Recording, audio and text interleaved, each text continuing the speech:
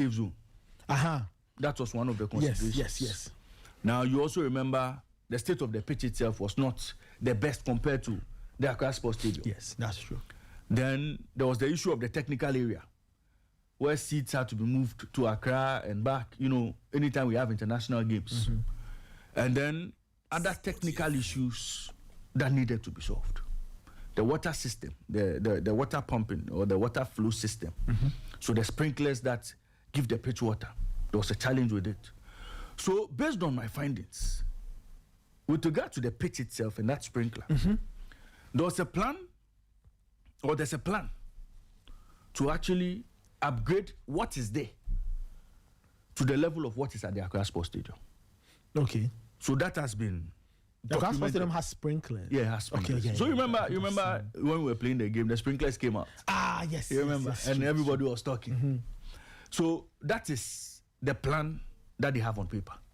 That figures have been put against. And then the tunnel that brings the players out, it has to be cordoned off properly because the players are at risk sometimes. So everything with regard to making sure Baba Yara Sports Stadium becomes certified by CAF or passes the standard of a stadium that can host the category A match has been put on paper with figures attached to it. Now what is left is just for the ministry to mobilize the resources quickly, and then they move to site and then sort some of these things out. Again, with the numbers being put aside, with the numbers being put side by side with what has to be done, the Great King would also receive same, and then based on how quickly he's able to mobilize resources from the mining firms, those resources would also come in to help the sports ministry finish the work on the Baba Yara Sports Stadium. So it's not as if after the minister's visit, they abandoned their job or they just went on sightseeing. No. There's a plan that has been put in place Sporty FM to make sure the stadium is given a facelift before the start of the Ghana Premier League season. And it would be given a facelift to the extent that it will be standard, it will pass the club licensing regulations, and again, at any CAF inspection, the stadium will be fit for purpose to host international matches. So that is the clear plan that has been put out there post the visit of the sports minister. What we saw with the fire service track obviously was a fire service approach, just like it was a bit reactionary. It was a reactionary measure. But that is not the plan for the Baba Yara Sports Stadium. It is not fire service that will be watering the pitch forthwith. That is not the plan. There's a proper plan that is on paper, pending the release of funds for work to begin. So a thorough job has been done on the Baba Yara Sports Stadium to make sure it gets to that level. So before the start of the Premier League, I've been given assurances that before the start of the Premier League, Baba Yara Sports Stadium will be up and running to host Premier League matches. And then, based on the amount of work that will be done, we should pass all the CAF tests to be able to host international or category matches. Then they have a 5-week window to do it. Absolutely. The Ghana Premier League starts on the 12th of September. Yeah. Now, Asante Kotoko will play, of course, some people will say thankfully, but Kotoko's first game is not a home game. Yes. They are going to break home Chelsea. They return maybe a week later or a few days later. So I hope that this happens within the next 5 weeks. Oh, yes. So I'm happy that you've brought all of us an update. Yeah. Thank you so much for digging to get us answers. So the NSA, you're on a clock and it's ticking now. I remember when you watch the movie The Mummy, the Mummy 2, Imhotep catches the little boy, turns the hourglass and says, the sands of time are beginning to pour against you. Right. So NSA, the clock is ticking. Yeah. The clock is ticking. The minister says they've done a thorough job. Yeah. They know what they are to do. There's a certain checklist. Yeah. They've noted the things they are to do. We are watching. Yeah. Very often we'll send somebody there to go. We now will also go and see what work. Because as we've all established, the league is starting in September. World Cup qualifiers are in September too. Yeah. September, October. At least there are 2 rounds of World Cup qualifiers before 2025 comes to an end. But those games we are told to be Another the Accra Sports Stadium. Fair point. Yeah. I'm just saying that let us get ourselves ready in case the Accra Sports Stadium is not ready. We can go to Baba Yara safely. Even if that doesn't exist, we need to have our grounds looking good. Oh, yeah, absolutely. They have to be. They have to be up to scratch. Absolutely. And they must meet the club licensing criteria. So great, interesting update. We will keep an eye out and see what happens from there. The NSA 5 weeks from today. We'll check the state of the Baba Yara Stadium. All right. Great. Thank you so much for that update. Thank you so much for that update. It's important that we know. Yes. Then we can measure. When we know at least there's a baseline, then we can see the progress of work as against that baseline, and then we build from there. 7:33. This is still the Sporty breakfast. Let's see if we can get some clubs.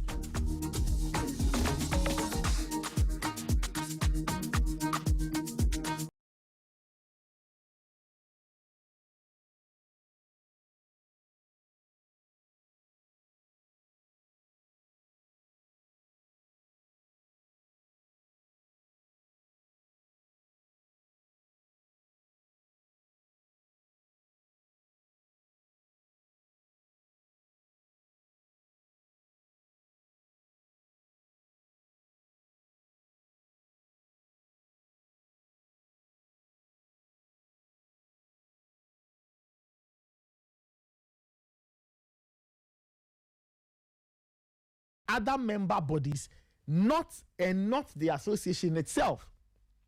This follows the submission of a proposal by the GFA's Statutes Review Committee to increase the presidential term from 2 to 3 terms ahead of the 31st Ordinary Congress, which is set for August 12, 2025 in Pram Pram. So next Tuesday by this time, we are at Congress. Ray will be there.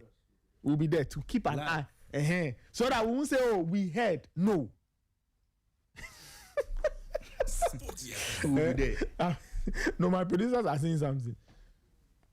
Oh. Nobody can do anything. You see, Nathan. You see, I feel attacked. Don't worry. See, Nana has attacked me. Don't worry, it's okay. To actually leave it. No, it's okay. See, Nana hasn't attacked you. Nana can't attack anyone. So we'll be at Congress. We'll be there live and colored. Philly Gadochi will be sitting there. Me, I want to be at the captain's bridge. No, you'll be there. I want to be here. No, you'll be there. But have you ever had a morning show when one person hosts before? Who do it remotely? No. We'll be there. Don't worry. No, so I'll be here. Then you'll be there. No, Mogonya Febonoku. We live in a democracy. The laws work. I thought you were Anyway. When they finish starting, no, they can't do. No, but I know my friend will be there. My good friend will be there. Yes. Me. Of course. Alaji, good morning. No. He won't sit down for them. Alaji knows himself.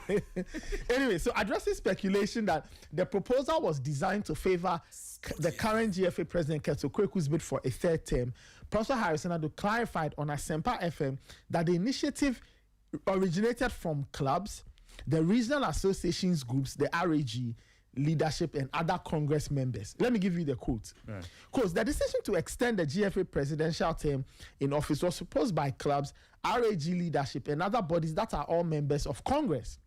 The decision was not made by the GFA, and this proposal to extend the mandate of the president was made 3 years ago. The final decision on whether Congress will approve the term remains pending as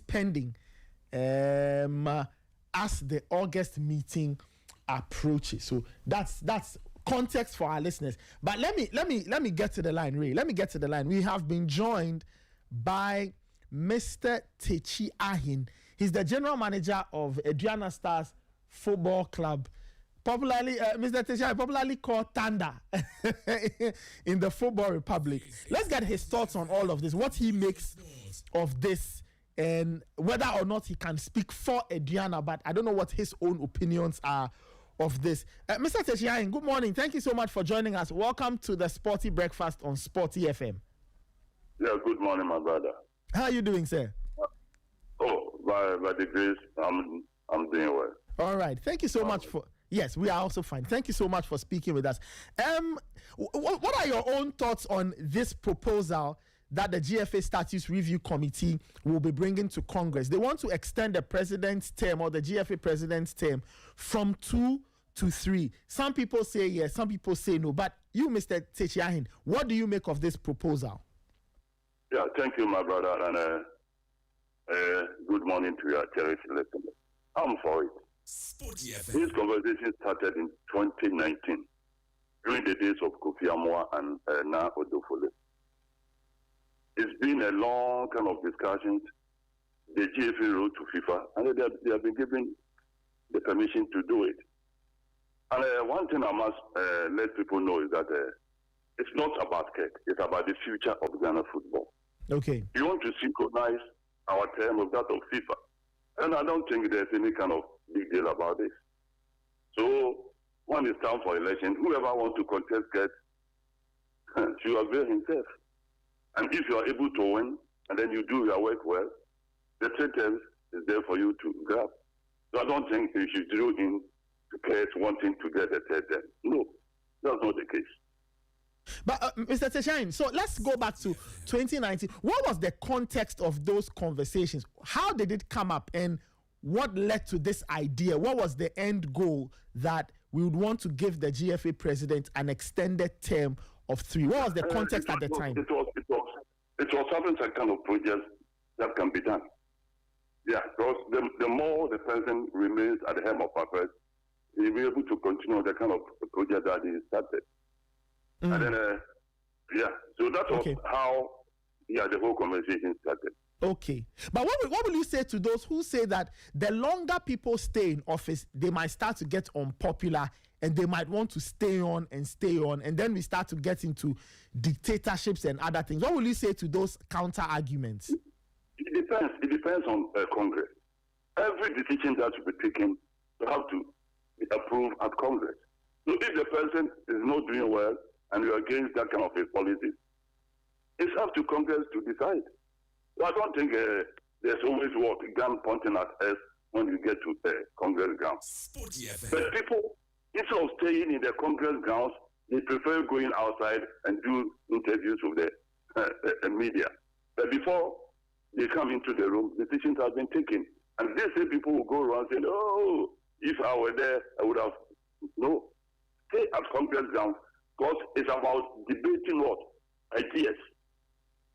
We debate. Okay. We always vote.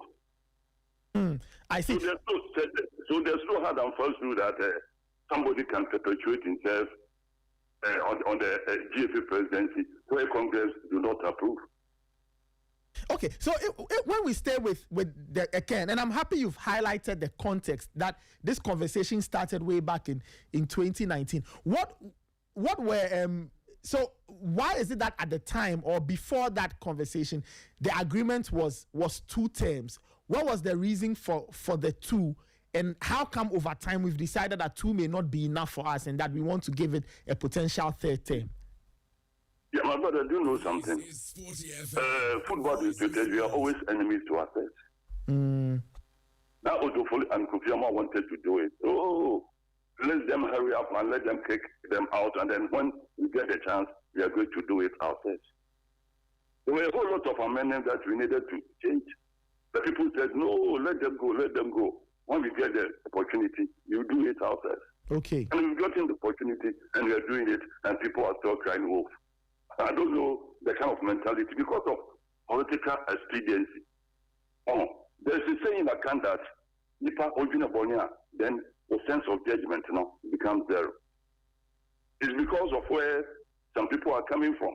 Because of political expediency, because Kurt is the GFA president, they thought because Kurt wants to perpetuate himself. But that's not the thing.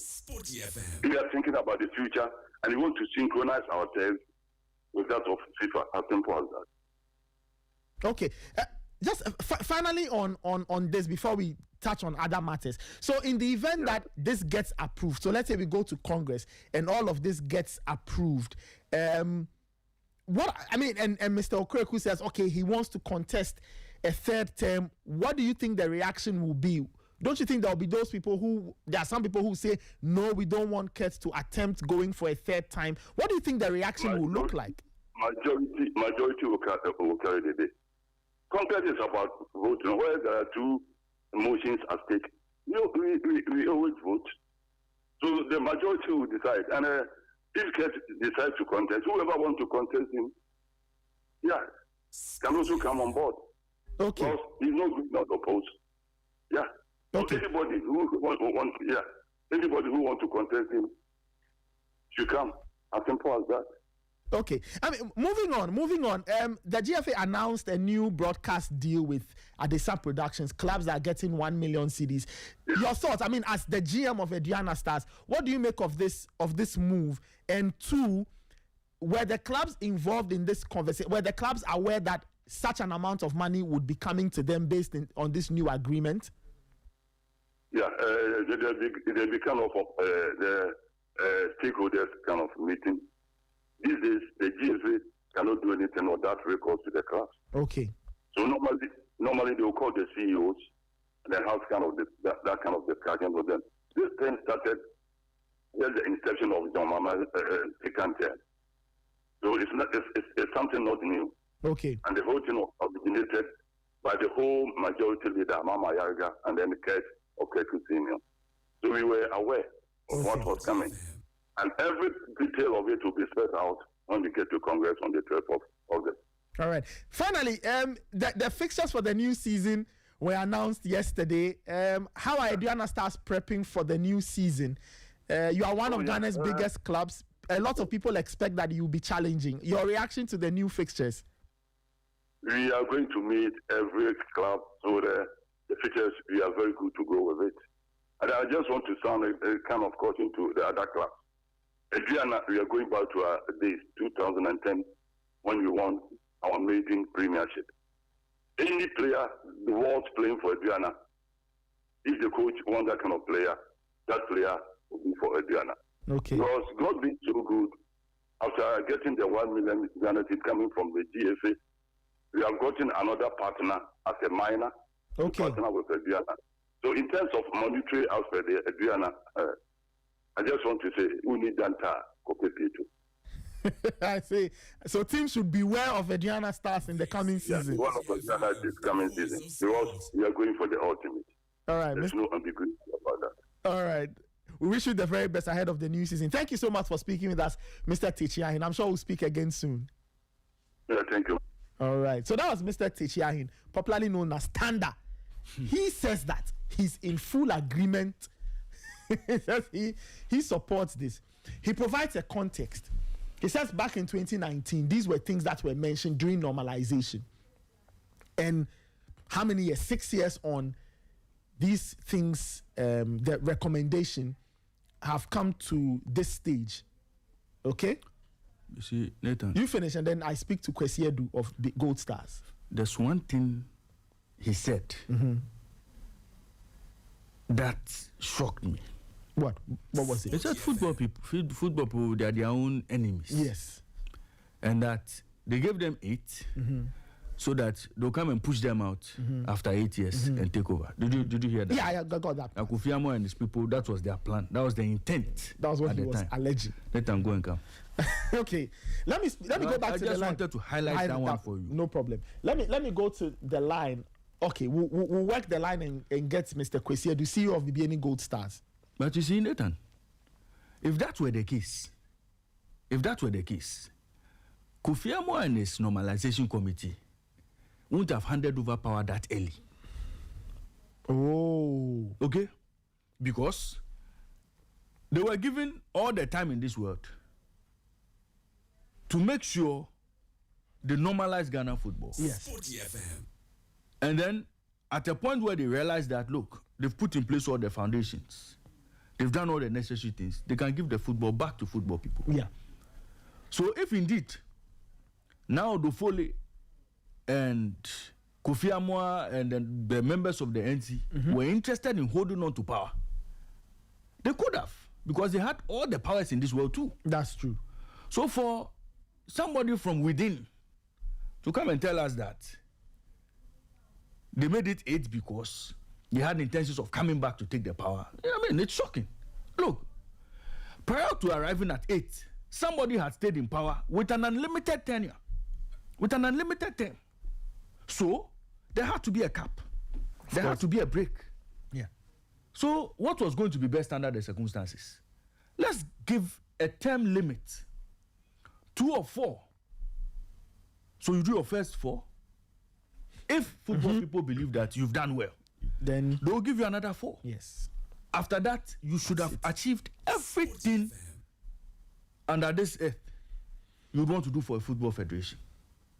Nathan, what is this issue about tying it into the FIFA calendar, making it 12 because FIFA is doing 12, because there are projects that you want to start that you have to finish? Nathan, what is the project? If it's an infrastructure project, you will start it. You will start the infrastructure project. Well detailed. There's a scope, there's a plan, there's financial support. Nathan, are you telling me if you start a stadium and you leave after 8 years and it's not completed, nobody can complete it? If there's a project to develop Ghana football over 8 years or even over 4 years, Nathan, if you have a plan, a start point, and you want to see it mature to a certain level, there's this Ben Kofi's 5-year development plan we talk about. And we arrive at a conclusion that in 2009, that was when we actually saw it bear fruits. Was Ben Kofi FA president at that time? No, he wasn't. You see, so Nathan, even if it's a project, somebody can continue it. Of course. If it's about contacts, the contact you get as FA president, when when you are leaving office, those contacts or those connections become part of the FA. Of course. So those relationships can be reactivated at any time, at any point in time. Because as GFA boss, whatever initiative you make, whatever project you undertake, you don't take it with you. Yes. So if you strike, if you are friends with, say, a kit company or whatever, when your time ends, the relationship doesn't end because the relationship was not signed between you and it was signed. You and the entity. Yes. And you see, Nathan, this thing about the person must stay. Nathan, it is when you start initiatives, when you start projects, it is not about you, the person. It's about Ghana Football Association. All right. So if we take you out, whoever comes in can continue. Hold that thought for me. Let me speak with Kennedy Boachi-Ansah, CEO of Nations FC.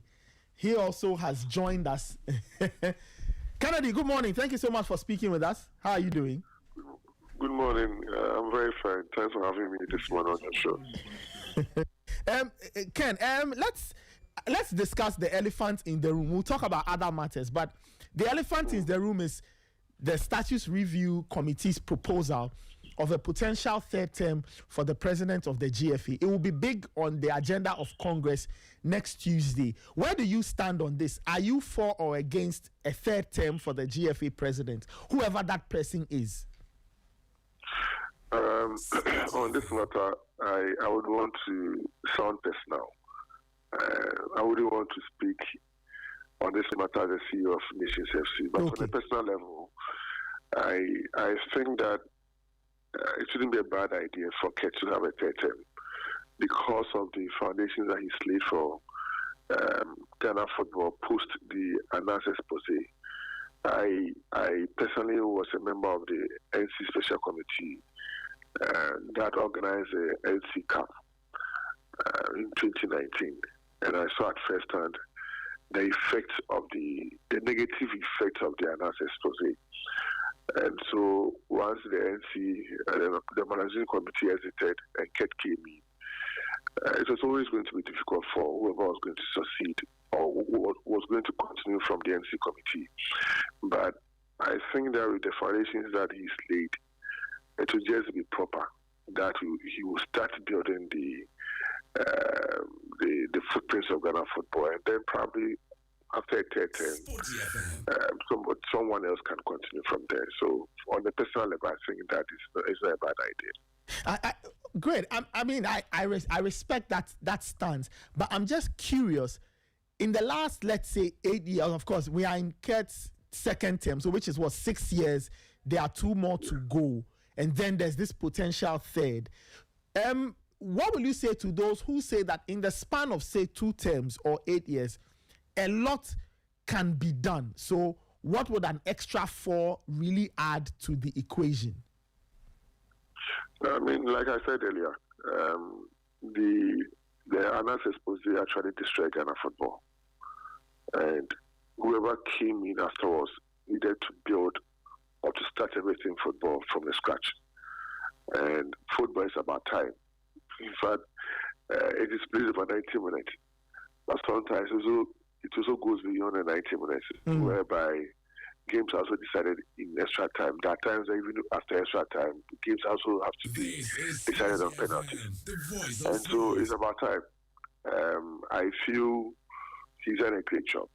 I mean, the recent interventions by the GFA, whereby all 18 Premier League teams have been given 1 million Ghana cedis. It's never happened in the history of Ghana football before. And so for me, it's not about the money per se, but I feel on a personal level, I feel he's done a great job. He initially struggled, but I think in recent times things are changing, and I feel giving him another 4 years, another extra 4 years, shouldn't be a bad idea. Well, just finally on this, this is your personal stance. I completely agree with that. But what would you say to those who say that extended stays are always recipes for problems, potential dictatorship, unpopularity? It is not true. It's about how things are done. It's about communications, about what you are going to lay in the extra 4 years. And I feel it is nothing. I mean, you have people who have such negative energy and will be saying all manner of stuff. But let's give another 4 years. All right, let's move on. Yesterday, the league fixtures were put out. I'm sure you've gone through them. What do you make of Nations start off at home to Swedru All Blacks, and then you are on the road to Adriana? I just spoke to Mr. Techiahin, who has issued a strong warning to all clubs that Adriana Stars will take no hostages this season. So Nations, you start off at home against All Blacks, then you travel to Adriana, then you host Samatex, then you go to Midiama, and then you take on Hohoe United. So some very interesting games in the first 5. Your thoughts on the start of the season for Nations and how you are getting ready for these very important first 5 games of the season? Well, we began pre-season on the 16th of July in preparation for the start of the 2025-2026 Ghana Premier League season. And then yesterday, the fixtures were released. I always say that we'll take it 1 game at a time. For Adriana to start issuing warnings and all that, last season we went to Dubai and we defeated them. Unfortunately, they also came to Abankase and also defeated the FC. But I can also send a warning to them that this time around we'll beat them both home and away. The fixtures are quite challenging, but it is also surmountable, and we believe that we just have to take it 1 game at a time. We don't want to put too much pressure on ourselves, but we are also preparing so hard for the season. Last season, we realized that we did quite well in the first round of the season. In the second round, we dipped in form, and also culminated in our inability to win the trophy, even though there were issues with Baseke Holy Stars and all that. These are issues that we have put behind us.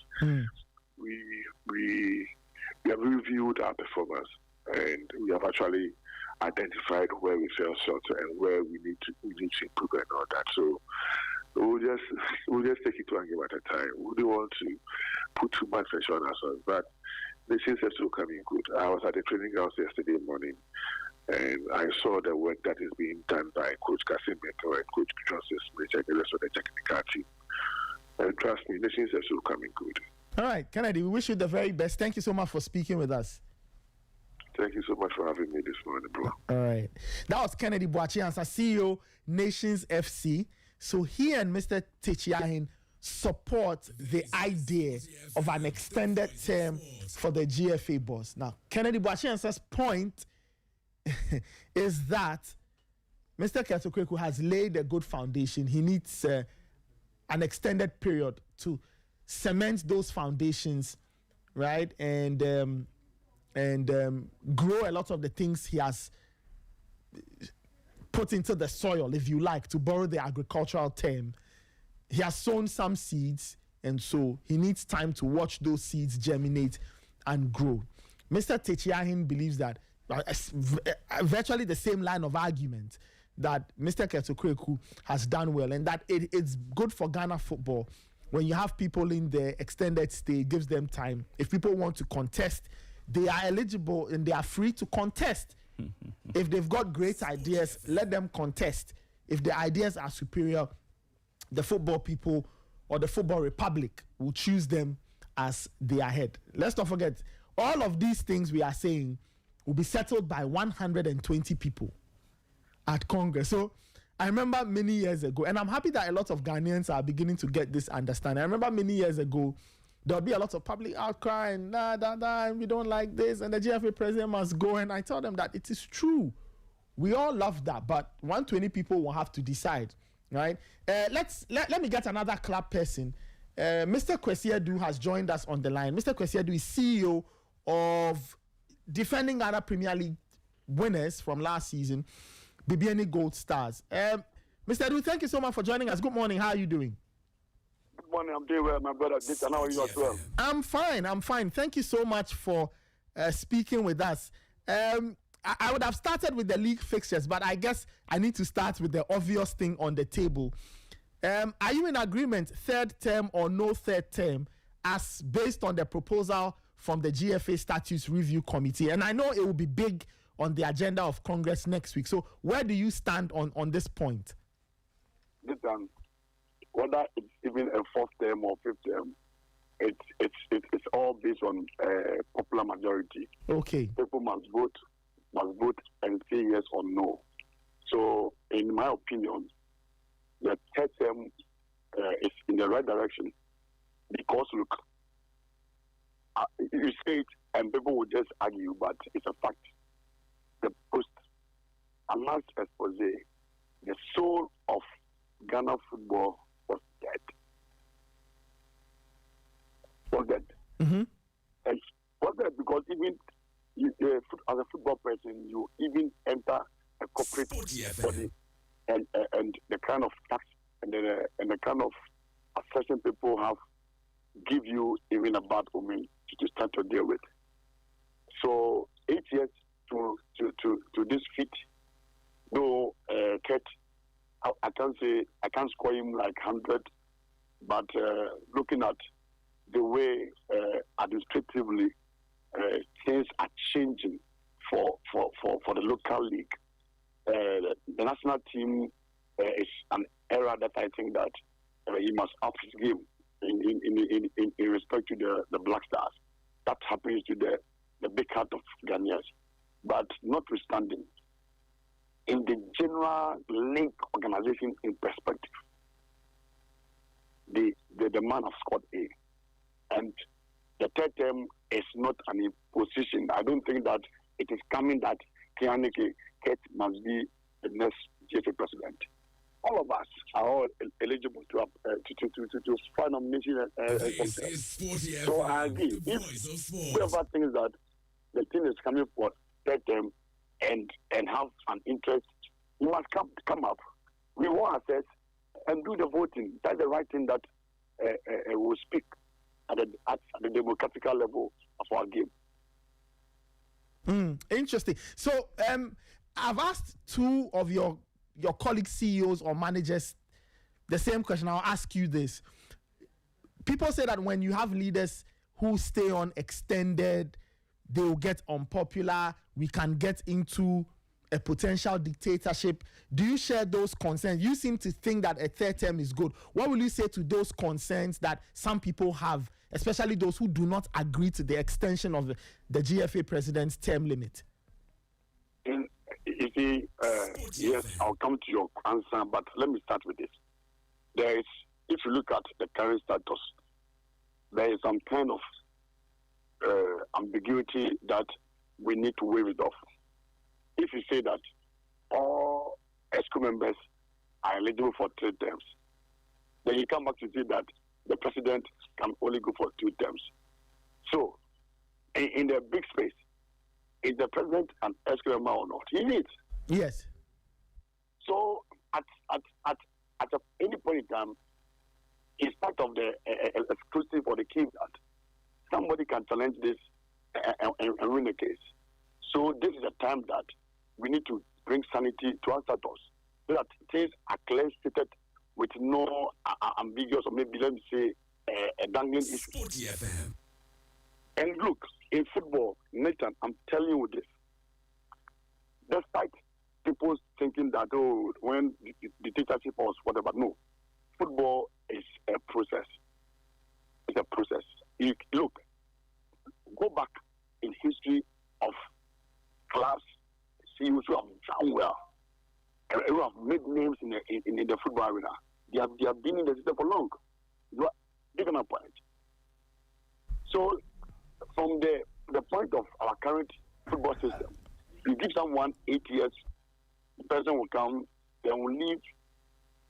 It will not bring a lot of stabilization. But Mr. Du, don't you think that 8 years is a good time to achieve a lot of things, in any organization?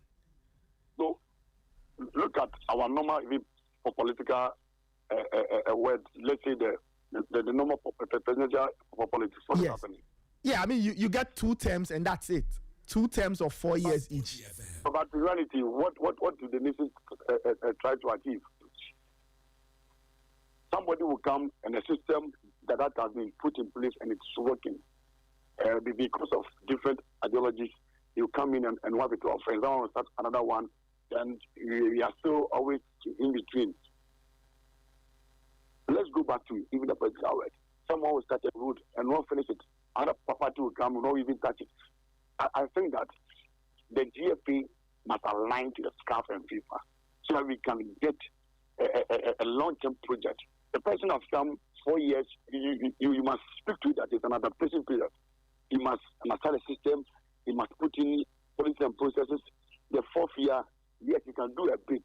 But hey, look, the last term, the person must prepare to leave and hand over to someone so that we can always have a spree of good footballing administration in our country. All right. Interesting points. Anyway, before I let you go, your thoughts on 2 things. One, okay, let me ask them independently. Your reaction to the announcement from the GFA came last week of the new agreement or a new partnership with Adesam Productions and the potential 1 million CDs that clubs will be getting. How do you feel about this development, and how involved were the clubs in all the discussions surrounding this? I think I've already spoken to your colleague PP on this matter last week. But okay. Look, I think that in my other opinion, it is a good call because in reference to our former partnership and what we were getting, if you weigh it by percentage, this one would have been maybe 70% extra additions. Okay. And it should be something that we, the class, must applaud it, welcome it, and we all must co-manage it well so that it becomes an attractive for both the 2 partnership personalities and all stakeholders, I should say, so that maybe going forward, we would have a lot of people showing more interest. Maybe, who knows, another time, Sporty will also come and join the partnership, then we are getting more. That's good. And my producer says we are coming to take part in that partnership. Finally, your reaction to the fixtures for the new Ghana Premier League season. As defending champions, your first 5 games, you start off with Bechem, and then you go to Asante Kotoko, and then you are at home to Brekum Chelsea, and then you go to Swedru All Blacks, and then the last of the first 5 games of the season, you go to Basake Holy Stars. Your reaction to your fixtures? I saw this yesterday, and I said, hey, all the first 4 are title contenders. But Nathan, I think it you know, you must build your conscience, your mind, your soul to welcome any club in your first 5 matches. Even if you are interested, and as you say, to contend for the league, the first 5 matches, as you've said, it has been grouped. You are able to maybe cross 50% of the total points involved. It motivates you that no, you can still push for something better. And look, playing with Manchester United, who is always a bottle to crack, our mighty Asante Twum, and coming back to play our faithful recruit Chelsea. The 10 matches is not an easy do, but with the Gold Stars now, the preparations and the interest of competing at the offshores of Ghana, we should manage some of these matches as I stand now, because the Gold Stars is no more the normal underdogs that if we can refer to from the year 1, 2, and 3. They are now champions, so we must be ready to face a champions fight. I see. All right, Mr. Du, thank you so much. We'll speak again soon. Really appreciate your time this morning. Thank you for having me, my brother. All right. That was Mr. Kwesi Adu, CEO of BBNE Gold Stars, joined us to also share his thoughts on the proposal. The GFA Statutes Review Committee's proposal that there should be a 3rd term for the GFA president. Ray, so you've had 4 members of the Football Republic. Nathan, you see, sometimes I tell you that football people deserve what they get when it comes to the leadership of the FA. Sometimes they deserve what they get. Look, we've been in this country, football people who play in the Premier League and Division 1 and all, come out and complain about the state of the game. Premier League clubs even complain about sponsorship and all. How the FA has not given them a sponsor and all, how they are burdened by running football in this country and all. When it comes to making changes, they don't change their minds. They never change their minds. It started from Kwesi Nyantakyi's era. So, consistently, football people at a point were critical of Kwesi Nyantakyi. Very critical of Kwesi Nyantakyi. But each time we went to the polls, either by popular acclamation or by vote, Kwesi Nyantakyi always kept the job. That is typical football people for you. That is why I'm saying that. Look, this 3rd term proposal and all the things that have happened. Yes. Okay? All the things that have happened around it. 1, we went to Gaka elections. We knew who was the establishment candidate. We knew those who were against. How they worked hard to make sure they did not vote for the establishment candidate. But eventually, establishment candidate won because he was aligned to a certain group. Okay. As you make your point, I just want to tell listeners that we have Evans Selasi Adika, a private legal practitioner, and he's the principal at Evans Adika Law on the line. Evans, we'll speak to you in a second. Just let Raymond finish making his point, and then I come to you. Then we moved on to all the other things that happened post Kwesi Nyantakyi's era. All the things that happened, what didn't happen. Yes. What the commentary was in the circles of football people. I dare say that but for Anas expose, if Kwesi Nyantakyi had run for another election, he would have won. Because you see, a lot of things happen within that space. Some members of the Football Republic say that the expose rather destroyed the people who are always with the current leadership are always more than those who are against. And those who are always with always seem to have some personal gains or some personal interests. They have some sort of loyalty. That gets them glued to the top. Okay?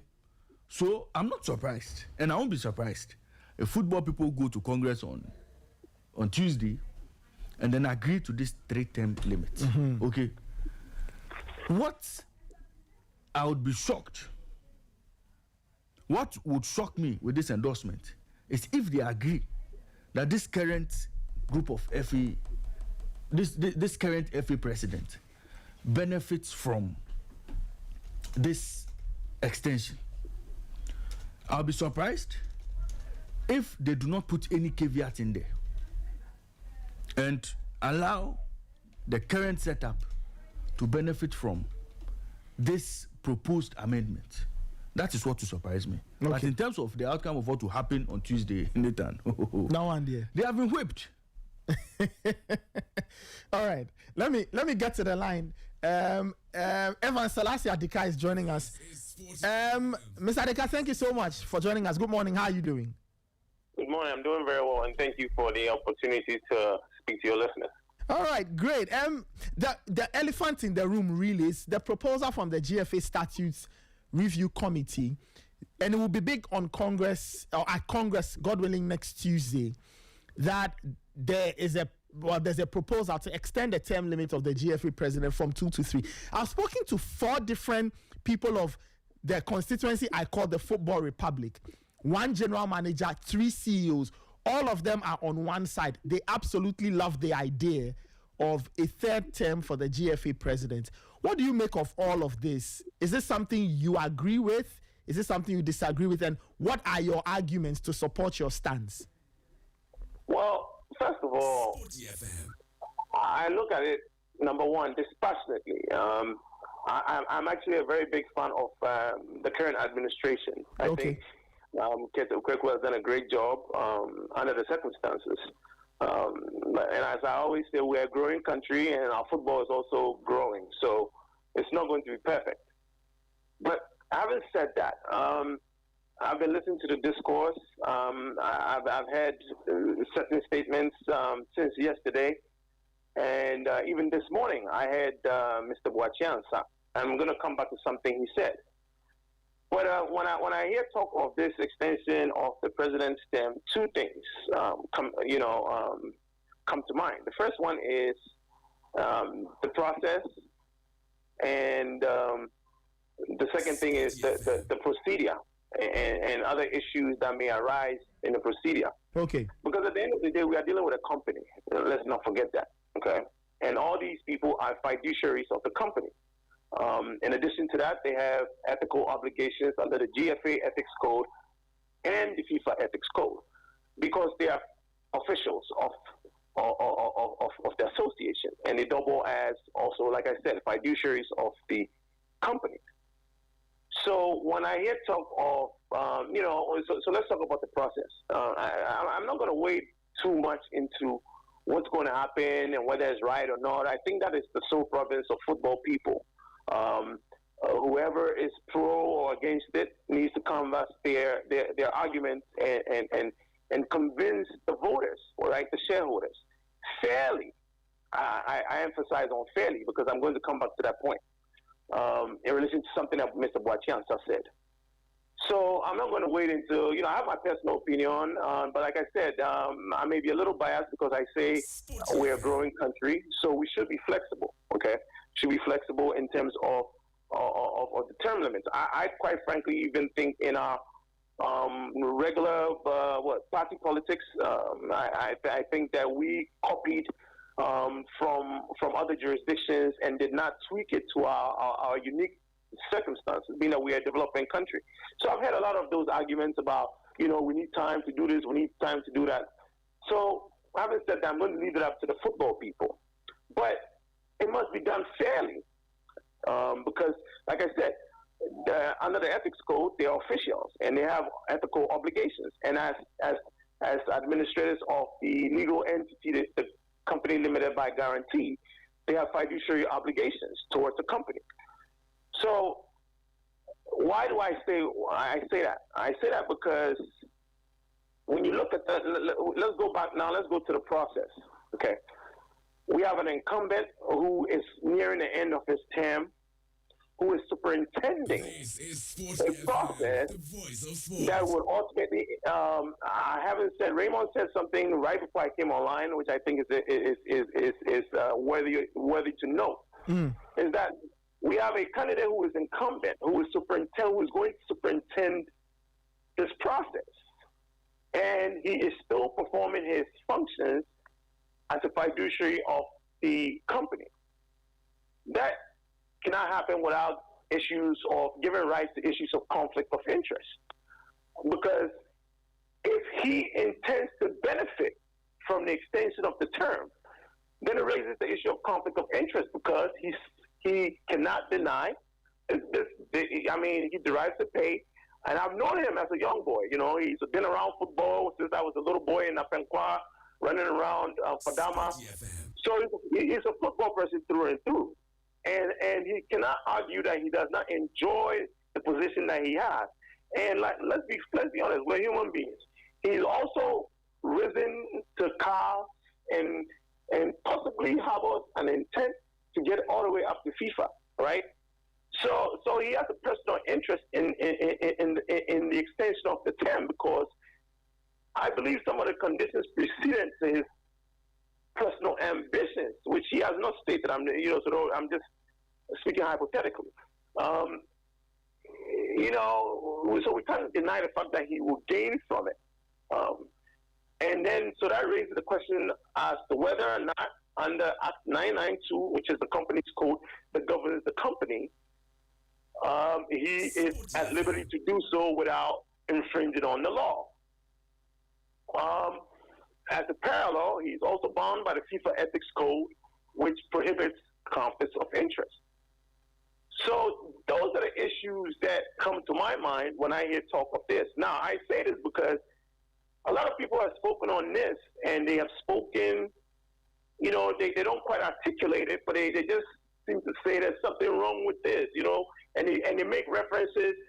And like I said, we're a growing country. The football republic is young, so I'm not pointing fingers at anybody. But if Mr. Boatiansa sits on radio this morning and says that the clubs have never gotten this amount of money before, and the person superintending that is going to benefit from the agenda on the table, which he is now arguing that, things like this, are the reason why we want to keep him on. Those raise issues of conflict of interest, and whether or not the elections that are going to be conducted on August 12th are free from undue influence. People tend to talk of bribery and all of the, we don't even need to get there. We're talking about undue influence. As long as they are dissenting shareholders, and I'm not, someone has actually contacted me on this issue. But as long as they are dissenting shareholders who can point fingers at the others to say, hey, you guys have enjoyed this, and he has done all of these things because he is in power, you are unduly influenced in deciding to confer personal benefit. Well, I had some people say yesterday that it's not about him personally, but he's going to benefit personally. So as a lawyer, my advice to the association is that if you have the votes, it can be extended, but he cannot superintend these elections because he's actively performing functions that are going to influence these voters, these shareholders, and they could be in support all they want. And it's human nature, so I point no fingers at anybody. I'm speaking strictly law. Okay. It's human nature. We can't run away from that. And if we were to take some of the stuff in the public space of court, people have admitted to things that actually support what I'm saying. They stated, and they made statements that they can't run away from, when it comes to the issue of undue influence. So that's it. We find ourselves in a very tough position because, like I said, I'm a big fan of this administration, and I'm a big fan of Keto Kripu since I've been a young boy. But I think perhaps maybe this could have probably been thought of way ahead of time, and maybe there should have been a period where maybe he was not functioning, and then this would take place. But for his administration to be actively doing things, for someone who argue, they're just performing their regular functions, of course. But at the end of the day, it's their intellectual property, right? that they decide that, okay, this is the time to do this for these people, and this is the time to do this for these. It doesn't belong to anybody. It belongs to them. And that's what they brought to the table and to confer these benefits on their members. And like I said, it raises the issue of whether or not, as long as they are dissenting shareholders who, and I've had the guy from Karela speak, right? As long as the dissenting shareholders who will point fingers at the other shareholders to say, you're not voting because, you know, this is your conviction. You're voting because you've been unduly influenced. And it's a legal question. It's objective. So what the person says, oh, no, I'm not influenced by that, it really doesn't matter. There's going to be an objective test when it comes down to it. So that's my 2 cents on this issue. I see. So if I get you right, you just think that just looking at the legal points of it, it's a little strange that you have somebody who potentially will be contesting an election doing all of these things that will have an influence or have an effect on the election, right? Oh, I'm not saying he's doing it because of that. I'm just saying, number one, as a fiduciary and as someone who's bound by the FIFA Code of Ethics, you are to eschew all forms of conflict of interest. Yes, okay. And I'm saying, if we look just at the abstract, the question of whether or not they should increase the term of the president, not tied to a human being, right? That doesn't raise a question of conflict of interest. But if there's an incumbent who looks to benefit from the extension of the term, so unless I haven't seen the language of the official document, like I said, the process, it needs to be in a specific language, and so I've not seen it. So perhaps it's not going to take effect now. Maybe he's just doing something for the association in general, and it's not going to influence the upcoming elections, and he's going to step aside and maybe come back like John Mahama has come back now to continue his third term. But if he's going to benefit, then it calls into question some of the things that are going on right now, which, like I said, they're going to say, "Oh, it's just our functions that we're performing." But like I said, it's like when you're an administrator or you're a manager of a company, you have funds available to you, right? What you decide to use the funds for is based on your intellectual property, right? It's That's how true. you think. That's true. And your strategy. So you can't say I'm just performing my functions. The timing of some of these things, and like I said, I'm not pointing fingers. I'm just you're just looking at all of these things, the timing, the optics, and how it could influence things. Yeah, it's not a question of how it could influence things. I am very confident that based on the fact that the test for undue influence is not a subjective test, it is an objective test. Okay. So a reasonable person standing on or just listening to you and I on TV sees what's going on. What are they going to think of this? You use the word optics. That's what undue influence is. And as long as there's a dissenting shareholder who's willing to take this on, I don't see this passing legal muster. Unless, of course, like I said, there's a caveat. It doesn't come into effect right now, and he can step aside after 8 years and come back. You know, and like I said, I've had a lot of things. You know, and then a lot of the arguments actually do the administration more harm than good. You know, because people talk about, you know, I had someone say the contacts, all of those things. Like I said, the issue of conflict of interest. You know, as a fiduciary of a company, everything you do in your capacity as the president, when you travel or the contacts, you're supposed to be creating institutional memory. And so part of the institutional memory should be a Rolodex, right? Of all the contacts that you've got for the association, and you should be always willing to help the next administration to follow through on some of these policy decisions that maybe you might have started. So, you know, like I said, we find ourselves in a very difficult situation. I speak strictly in legal terms, but that's my 2 cents. All right. Thank you. Thank you so much. Thank you so much, Mr. Adika. Just before I let you go, my colleague Raymond has a question for you. Okay. Yeah, so the next voice you hear will be my colleague Raymond Yamado's voice. Selasi, a quick one. If we are talking about working at the FA and possibly having a tenure of 2 terms of 4, And if you possibly distinguish yourself very well in the first 4, you could be given another 4. In the football circle, shouldn't 8 years be enough to see reasonable development in the space? Yeah, I mean, like I said, I will leave that to the football people because honestly, there are nuances. I doff my hat to anybody who does football in this country. There are nuances, you know. So, and I'm not privy to some of the things that have gone on. That like what's his name? Someone said they always confer with them at the executive level, you know, in terms of the FA reaching out to the club administrators or whatnot. So there are things that, you know, they might see progress, but maybe us standing as people who feed on third-party information or what they are allowed to come into the public space, you know. So like I said, that should be a decision for the football people. They need to be very honest with themselves and decide this is not an issue of kit. This is an issue that, you know, is bigger than this current administration. So they should think of it. You know, I hear people talk about it breeds dictatorship.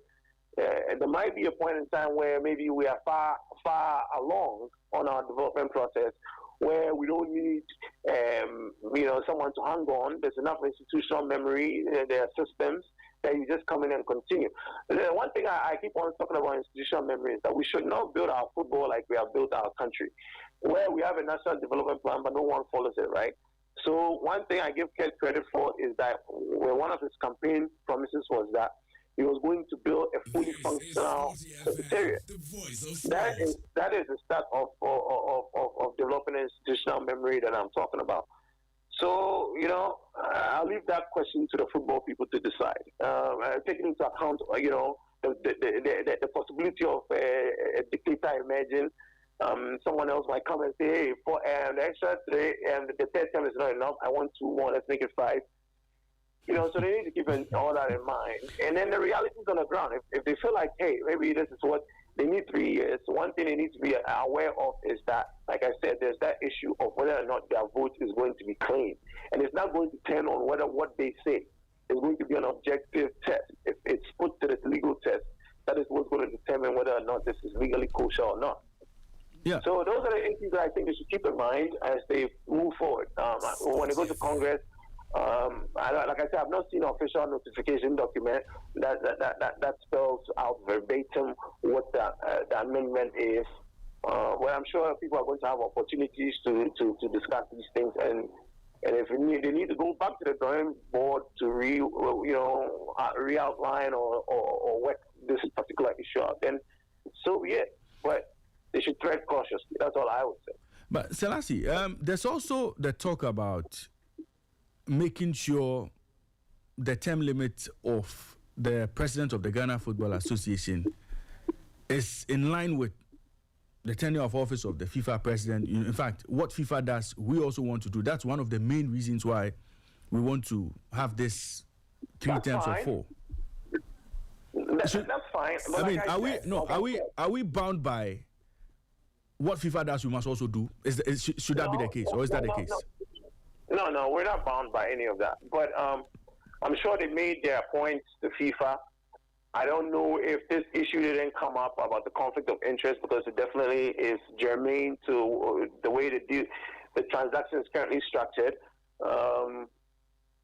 But you know, we're not bound by that. And like I say, my personal position is that we as Africans, we need to be cautious. We need to develop systems that are compatible with our unique circumstances. In some places, with 12 years of work. We've seen that in Rwanda, right?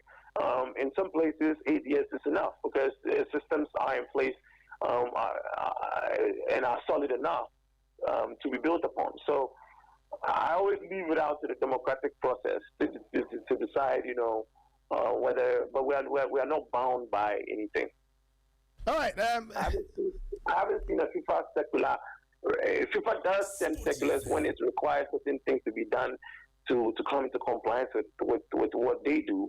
I haven't seen one that has been issued that says that all FAs should amend their statutes to allow the presidents. I mean, maybe in the future that's something that needs to happen, because like I said, I sympathize with the president a lot because, he has personal ambition. I would too. Who wouldn't? Who wouldn't want to become CAF president if they get as high as he has gotten? Yeah. But maybe owing to the non-alignment of these things, he might suffer. So when I had our big brother Ibrahim Sanida speaking yesterday about, this is an opportunity for one of us to rise up there. But it's not, if things have happened that would stand in the way, then so be it. But perhaps that might be a good reason to do it. But it still doesn't negate the issue of conflict of interest under the circumstances, because someone who's going to benefit from it is superintending the process, and is still doing things to confer benefits on the voters. So, that's my response to that. Okay. Thank you so much, Evans Selasi Adika. He's a private legal practitioner, Principal Evans Adika. Thank you so much. I'm sure we'll speak again soon. Absolutely. Thank you for your time. All right. That was Evans Selasi Adika, private legal practitioner, joining us on the show.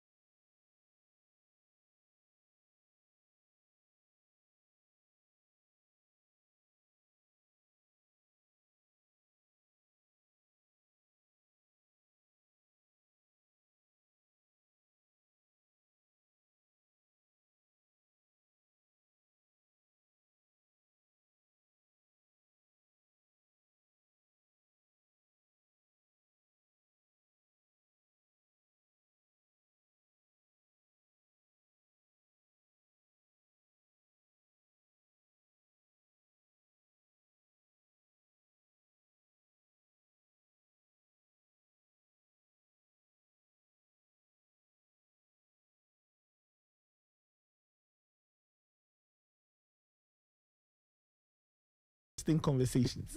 See, Nathan, council actually lifted the lid on a few other issues that the FA should be looking at. Okay. We've been joined, though, by Mr. Henry Asante Twum. He's a comms director at the GFA. Henry, good morning. How are you doing? Good morning, Nathan. Everything cool? Yes, I'm fine. Yes, thank you so much for joining us. It's been a while since we saw you in our studio. Yeah, the last time I was here was in the...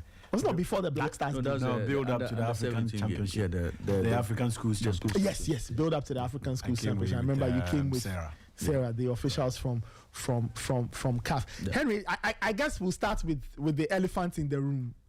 This third term proposal and all. Earlier we spoke to Mr. Techiahin of Aduana Stars, and he gave us very interesting context. He said the initial seeds or the initial conversations happened in 2019. One, can you confirm? And two, if it is true, can you give us context? What led to this idea of giving the GFA president a third term? What led to those conversations? How did those ideas come about? And how have we traveled from that point till today, where it has now appeared on the proposal of the GFA Statutes Review Committee? Okay, thank you, Nathan. Just to confirm what Mr. Techiani told you, yes, that's a fact. This thing started in 2019. In fact, before the normalization committee handed over to the new administration, the football body at the time had decided to make progress, even though they were dissatisfied with certain proponents in the current statutes of the FA. You remember, just to give a chronology, you remember that a little over 2 years ago, a section of our members, converged in Kumasi to hold, quote unquote, an unqualified or unapproved Congress. I remember that incident. I remember that incident. Yes, that team was led by Rav Jambra and a host of other people. Now, during that session, they petitioned, or after that session, they petitioned the Secretariat. They sent a petition to the General Secretary at that time, after they held that Congress in Kumasi. And they raised a number of issues.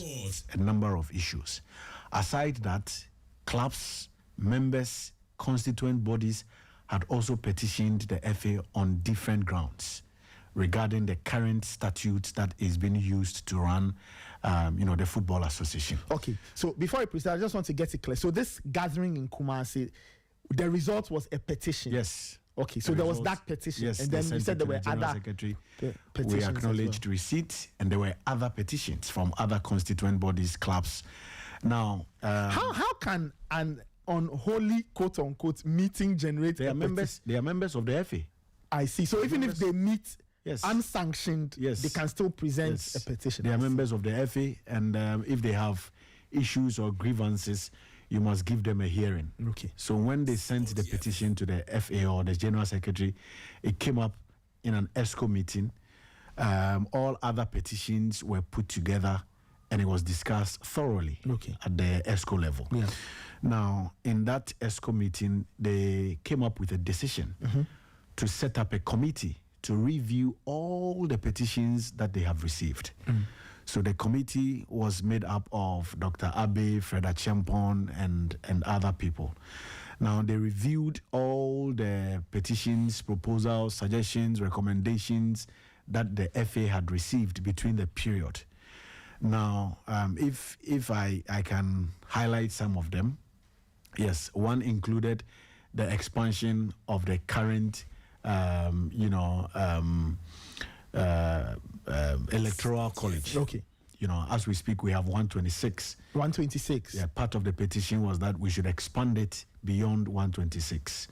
Part of the petition was that we should give an equal representation of Regional Football Association chairman on the Executive Council, because that was the case under President Nyantechi. All 10 were on the Executive Council. Now, part of the decision was also, to make a woman the second vice president of the FA. Part of the decision was also to increase the slots for the women's football slots from just 1 to 2.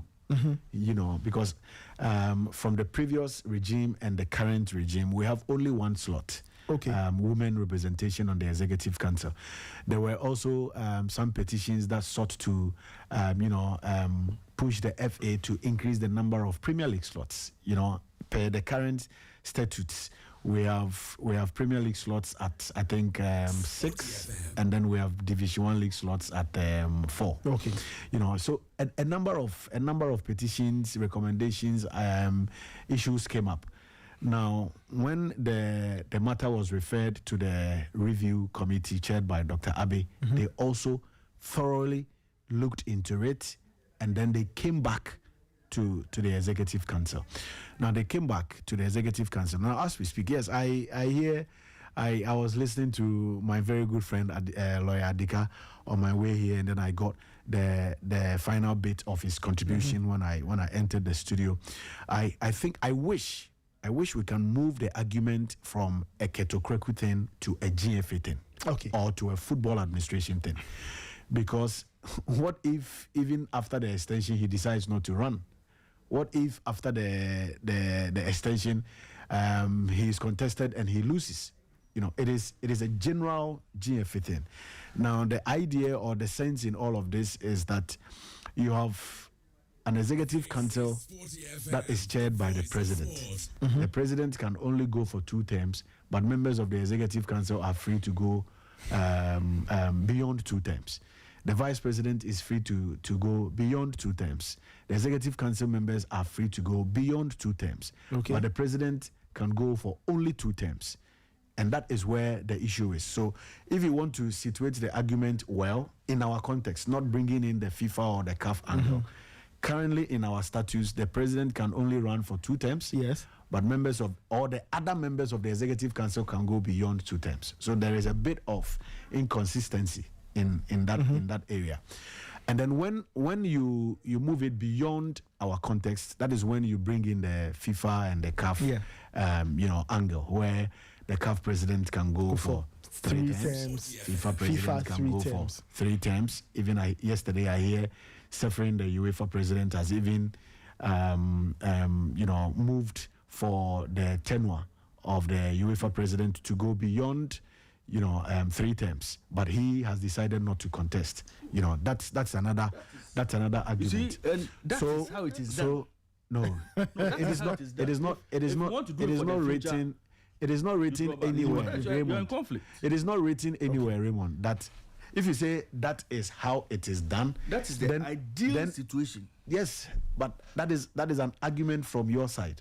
I'm saying that if you say that is how it is done, it's as if it is written in a book that, for instance, if you put hydrocarbons and nitrooxygen together, you get this product. Then it means you are copying dito. But this decision by Mr. Seferin is on individual or personal principles or grounds. So just to conclude, so yes, upon all the petitions that came, the processes was that it was referred to a review committee, as I mentioned. Now, after the review committee came back to the Executive Council, the Council took another decision to put all the recommendations and what have you together and send it to FIFA in lieu of an approval.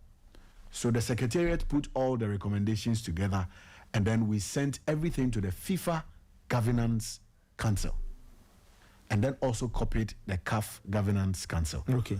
In view of that, we wanted them to give us approval or grant approval for us to carry on, because the tone of that letter was that our members have petitioned the Secretariat. These are their petition. These are their recommendations. On the basis of these recommendations, we want you to advise. Okay, so it took a while. Exchange of emails back and forth here and there, meetings here and there. Eventually, they came back. One of the things that I even forgot was also the idea of playing a national second-tier league and not a zonal league. As we speak, we play Division 1 is in second-tier zones. league. Yes, But 3 zones. Yes, one of the things that came up was that we escalated to a national level so that we will have teams who qualify for the Premier League on merit, because they will have more competitions as it is done in other jurisdictions. So the idea is that Division 1 will have this one long league table. Absolutely. And then when you finish top 2 or 3, you get promoted. If it is 20, so be it. If it is 25, so be it. Remember that some seasons ago, the FA made a move to tweak it from its current state to another level. Yeah, I think I remember. And then it brought about a whole lot of issues. There were hullabaloo controversies here and there. Some of the clubs kicked against it and all that. So there is history to whatever that is going on. It's not as if someone just woke up one day and said, I want to remain in office, or I want to continue to be president of the FA. No, it goes beyond. Unfortunately, it is happening in this way because someone must be in an office for certain processes to be carried out. Yeah. And that's why Ketekreku is all over the place. But it is something that in the wisdom of the Executive Council, they feel, and then the review committee, they feel that we have to find a way to marry the two. Because you cannot become an FA president without being a member of the Executive Council, because the president of the council chairs the council, or the president is the chairman of the Executive Council. By default? No. As we speak, yes, the chairman of the Executive Council of the Ghana Football Association is the president. Okay. You are elected as a member of the council before you are a president. Oh. Because as soon as you become the president, you are an automatic member of the council. So, absolutely. So it's after that. So, for example, we all go and contest for the GFA presidency. Yes. And you win. Yes. So as by soon the as fact I that you win, you are part of the ESCO. I am the chairman of the ESCO. Oh, by winning the GFA presidency, you become the chairman of the member ESCO. first of all, and then the chairman.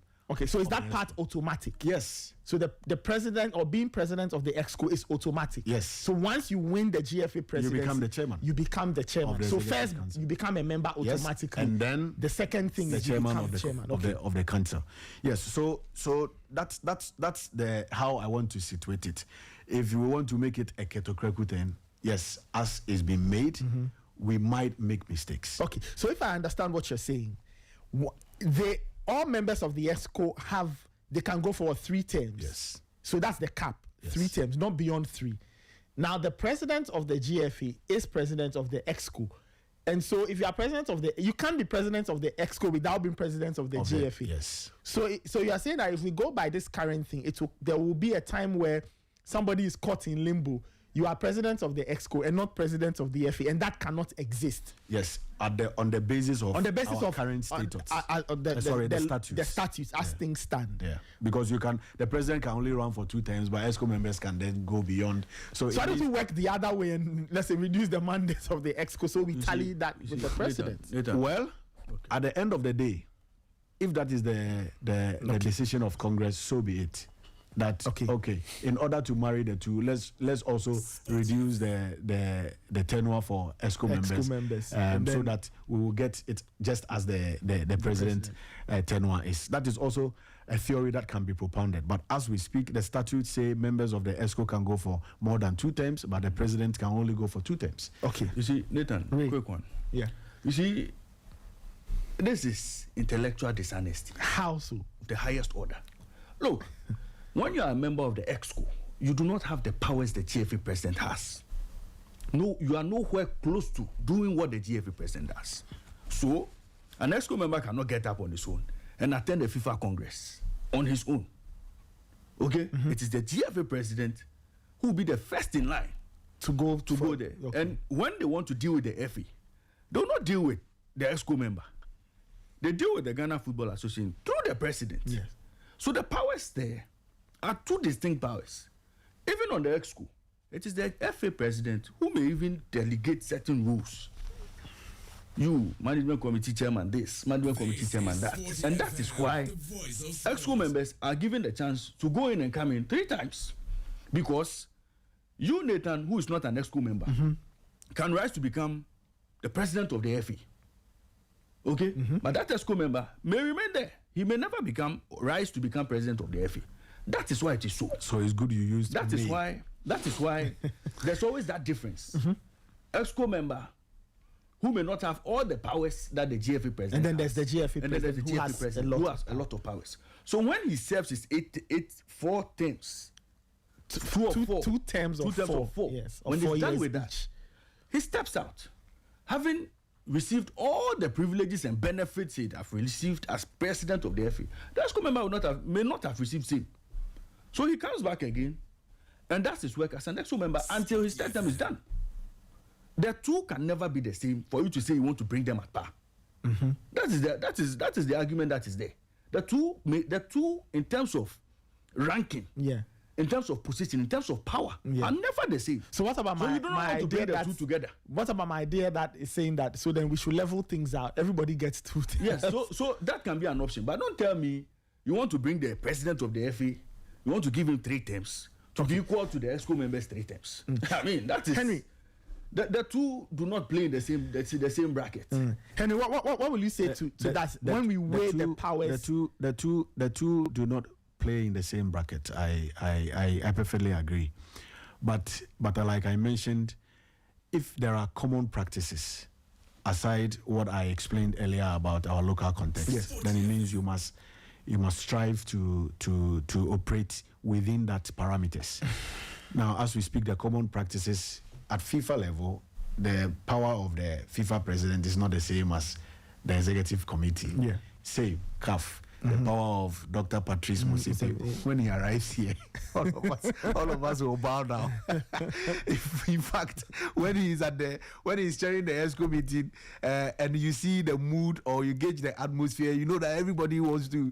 You have to kowtow to the president's powers. But at the end of the day, there it is a 3 term of 4 years. That is the practice there. Yes. Okay. So the response that came from the FIFA Governance Council on the back of the petition and the communication or whatever we had with them was that in certain cases we have to tiptoe and not run. Okay. In the case of expanding the Electoral College, they feel that on the basis of our recent struggle and our recent issues or challenges, aftermath, the number 12 expose, we have to tread cautiously. So we must tiptoe instead of running. They don't have a problem if we want to expand the electoral college, but it has to be done gradually.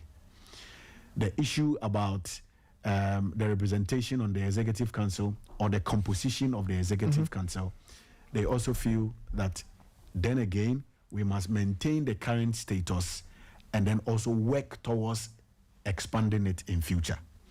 The issue about having a second vice president, yes, a position that in the wisdom of the council they feel must be solely dedicated for the women's rep. Yeah. So we have a second vice president who is a lady, because now we want to empower the women and also encourage women involvement or women participation. Yeah. That one is a reserve of the FA. So they say we should go to Congress and allow our congressmen and women to make a decision on that. The issue about extending the tenure of the president, again, it was thrown back to the FA to go to Congress and find out from our congressmen whether they agree to that or not. So that was the feedback from FIFA. That some of the, a summary of the feedback.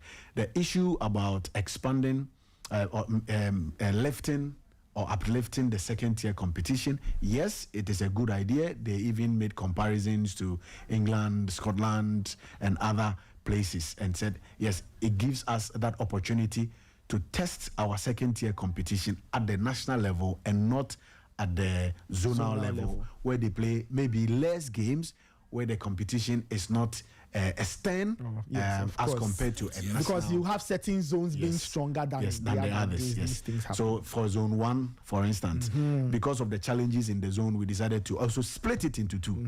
Now they play among themselves because now we have 1A and 1B, and we have 8 teams in 1A, 8 teams in 1B. What it means is that to be able to get 28 matches, they must play against each other 4 times. You know, and it's something that we are also thinking about. Once they are done, then the 1A, 1B champions meet on a neutral ground to now fight for the title. It's kind of winding. You know, so there is also a technical advice as regards how to go about it or how to navigate that curve, but it comes back to investment and then availability of funds, because now you have to cushion the clubs to be able to play at the national level. It's not the same as playing at the zonal level. So a lot of these ideas, petitions and what have you that we sent was responded to. Some have been referred to Congress to make a firm decision on it. Some FIFA governance and CAF governance advise we should tiptoe instead of running. Okay. Because we are just 6 years away from the normalization era, and they do not want us to, rush things. Okay. Because that could land us in trouble. So as we speak, yes, it's part of the Congress materials that will be considered on the floor exactly today's week in Pram Pram. Congressmen will have the opportunity to debate it and also discuss. If it is that they feel that at this time, we are ready to give a woman that powers to become second vice president, they will take a decision. If they feel that at this time we are ready to extend the tenure of the president from a 2-term of 4 years to a 3-term of 4 years, then they will also make a decision. Now, in the context of President Keto Kreku, at this particular moment, he's in the second year of his second term. Yes. I don't know his decision. I don't know whether he will run again. I don't know whether he won't run again. He hasn't had that discussion with me. His focus is to continue pushing for our game to get to where we belong, and it's one of the reasons why we are working very hard to fix the challenges in our Ghana Premier League. If after the Congress the processes go through, amendments are made, and it becomes part of our statutes, the 2019 statutes, amended statutes, and he wants to run, then that will be another subject for discussion. But at this point, it's at the Congress level.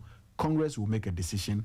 Once that decision is made, it will go through processes, amendments will be made, it will be enacted into law, it will be part of our statutes, and then beyond that, we will think about the excesses. Right. Yeah. Sporty FM, the voice of sport. Of all the problems facing Ghana football? Is tenure of office, or how short it is, or how long is it? Is it one of the problems? No. There are teething challenges confronting our football. Nobody will sit down and say all is well with our football. We have challenges, but you need people to run the football. You need people with expertise to run the game. The game cannot just be there without having people making decisions, coming up with policies, coming up with ideas, making inputs, and then as a result of those ideas and policies, we develop our game. So you need to fix the administrative part. It's also a key part of running football. It's not only about what happens on the pitch, even in terms of administration. Not only at the national level, not only at the FA level, you also need to fix administration at the club level, at national teams level, and at the constituent bodies level. So the problems are many, but administration or administrative issues are a key component of the challenges that confront us. Without fixing the administrative side of the game, you cannot succeed on the pitch. So the two are intertwined. I appreciate that. Marry. But 8 years working as an FA president, shouldn't that be enough administratively to manage the FA the way you want to manage it as a president? So another four. Unfortunately, should it be enough? I cannot give you the response that you need, because that will be my personal opinion. And as I sit here, my personal opinions don't matter. Whether eight years is enough or not, it depends on who is at the helm and the vision of the person, and whether the person feels 8 years is enough. Okay. Yes. So if it was down to me alone and my personal opinion, I can give you a candid answer. But in terms of what the practice is, in terms of what has been done, and in terms of where we want to go in terms of consistency, to marry the two, run a statute that the tenure of the president will be the same as the tenure of ESCO members compared to FIFA and CAF, the council feels we have to find a way to fix that challenge. And it's a process. And we are all going through that process in order to get it done. So, aligning the tenures with the EXCO and all of that, you consider it a challenge that needs to be solved. How does it affect football governance itself? What you have to deliver in terms of national teams, your Premier League, the juvenile football and all. How does that governance structure itself? How does it affect it? It works a lot. It plays into it in a wholesome manner. In terms of policies, sometimes certain policies need time to be able to work effectively, or to be able to be run effectively. And once your tenure is cut short, there is a possibility that another regime comes and that policy is short-lived. It happens in governance. There are lots of examples to give. Share some of the examples with us, especially football related. Yeah, football. Okay, so let me talk about the vision of former President Joseph Sepp Blatter at FIFA. Joseph Sepp Blatter introduced the FIFA Go project. Yeah. Infantino came, he cancelled it. FIFA Go project was a major developmental issue, a major policy, especially beneficial to those of us in Africa. Through FIFA Go project, we had Pram Pram. Through FIFA Go project, Mauritius, they built a whole stadium, through FIFA Go project. Through FIFA Go project, Ivory Coast, they had training venues, training centers, even their national secretariat. Through FIFA Go project, we had our head office at Ridge. Yeah. But another president came, he cancelled it. So then he cancelled it and introduced something else. But then again, Blatter did not suffer from a regime that was short because of the tenure of office. I am talking about policies. I was talking about policies that get truncated because one regime has left office, another one comes and then they change. And they brought you the FIFA Forward. Yeah, so is that not Go project went away. Yes, and FIFA Forward came. And the FIFA FAs have been excited. In fact, a lot of FAs around the world have benefited more from the FIFA Forward than they benefited from the FIFA Go project. they've seen an upgrade in terms of what FIFA Goal Project was giving them compared to what they are getting now. And the FA would bear testimony to that. So there are times that policy truncation could even lead to better. There's an argument for that as well. I don't disagree. I agree. I don't disagree. But so your point and my point are all valid points. So let's not make it at the end of the day, when it's truncated, you can't get better. You can't get better. That's not what I am saying. What I am saying is that certain policies get truncated, and that when a new administration takes office, and once you confirm that my view or my point is valid, Henry, we can make progress and delve into it in different circles and different angles, which is fair, which is valid. So I don't have a problem at all.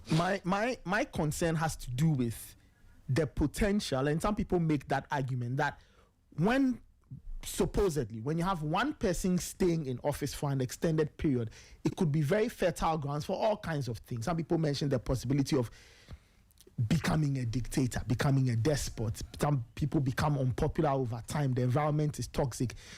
What, in terms of being an entity, the GFA, looking at all the things in terms of governance and all, are there any structures in place to keep people in check, to ensure that even though you could have a president potentially staying on for an extended period, 4, 8, 12 max, depending if this goes through, maybe we'll cap it at all, to ensure that the person's powers are clipped to an extent, and that the person does not become a despot and starts to run a one-man show?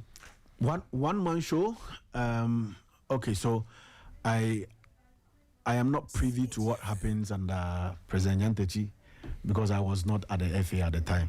Even though sometimes some of the things you hear is that he is a dictator, he is that, is that.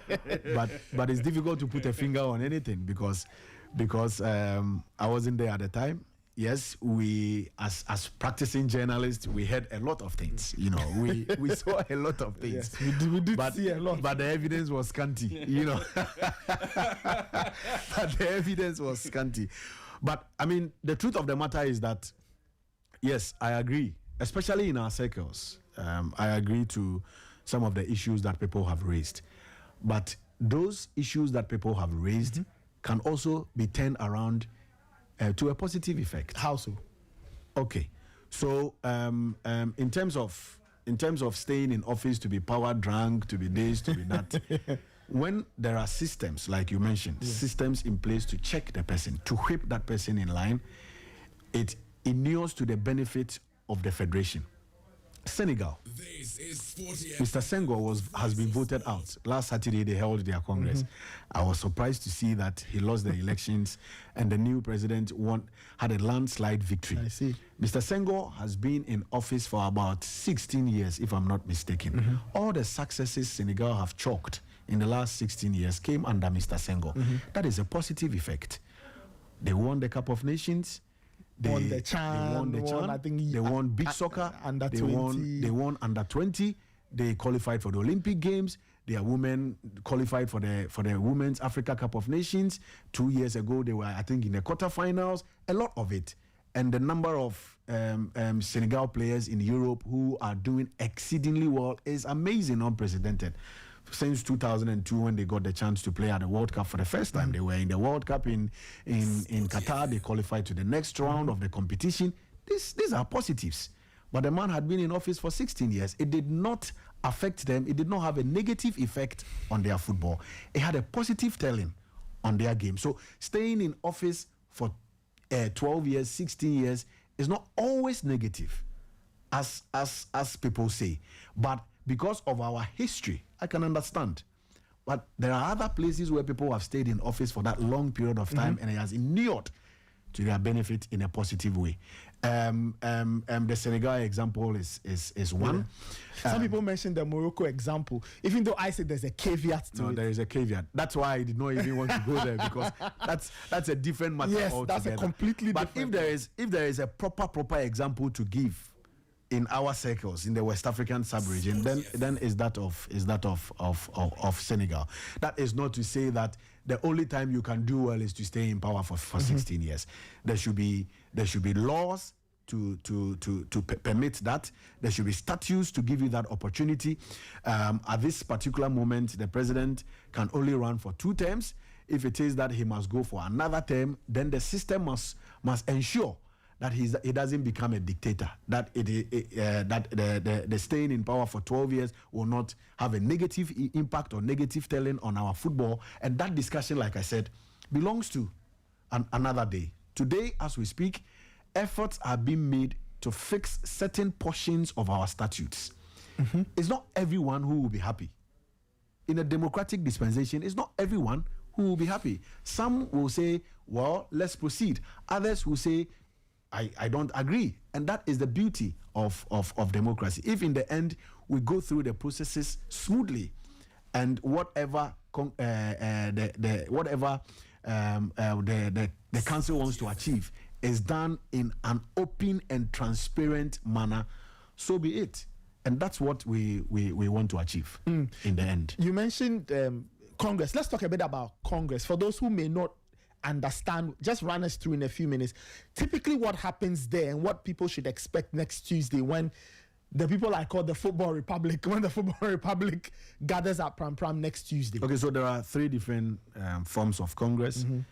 There is the ordinary Congress, which is happening next week. Now, the ordinary Congress, based on the provisions in the statutes of the FA, says at the end of every season and before the start of another season, you have to go to Congress to account to the membership, give them the activity report of the previous season, and then what is likely to happen in the upcoming season. That is ordinary. Now, there is an extraordinary Congress. The extraordinary Congress normally deals with situations like amendments. Maybe in the course of the season, something major has happened, and then you have to hurriedly put a Congress together. You have to do it within a certain parameters of the statutes. And then also there is an emergency Congress. Emergency Congress happens once a while. It's not common. It happened once a while. I think even the last time I saw an emergency Congress was under President Nyantechi. You know, there was an incident where hurriedly they had to call for emergency Congress to deal with those matters. So what is going to happen next week is the ordinary Congress, and that happens at the end of every season and before the start of another. Now, normally there is registration, there is roll call, then scrutineers are appointed, marshals are appointed. Now, their role is simple. When it comes to voting on certain issues, they will be the people to count, to cast the ballot. When they cast the ballot, they will be those to count for those who say we are in favor and those who say we are against. Now, there is also the activity report that will be presented by the General Secretary. In the last 4 years, in times past, they put the activity report in the Congress document. And so it behoves on Congress members to look at it or to go through. Now, since we took office, we decided to tweak it. And so the activity report is presented to members in a video form.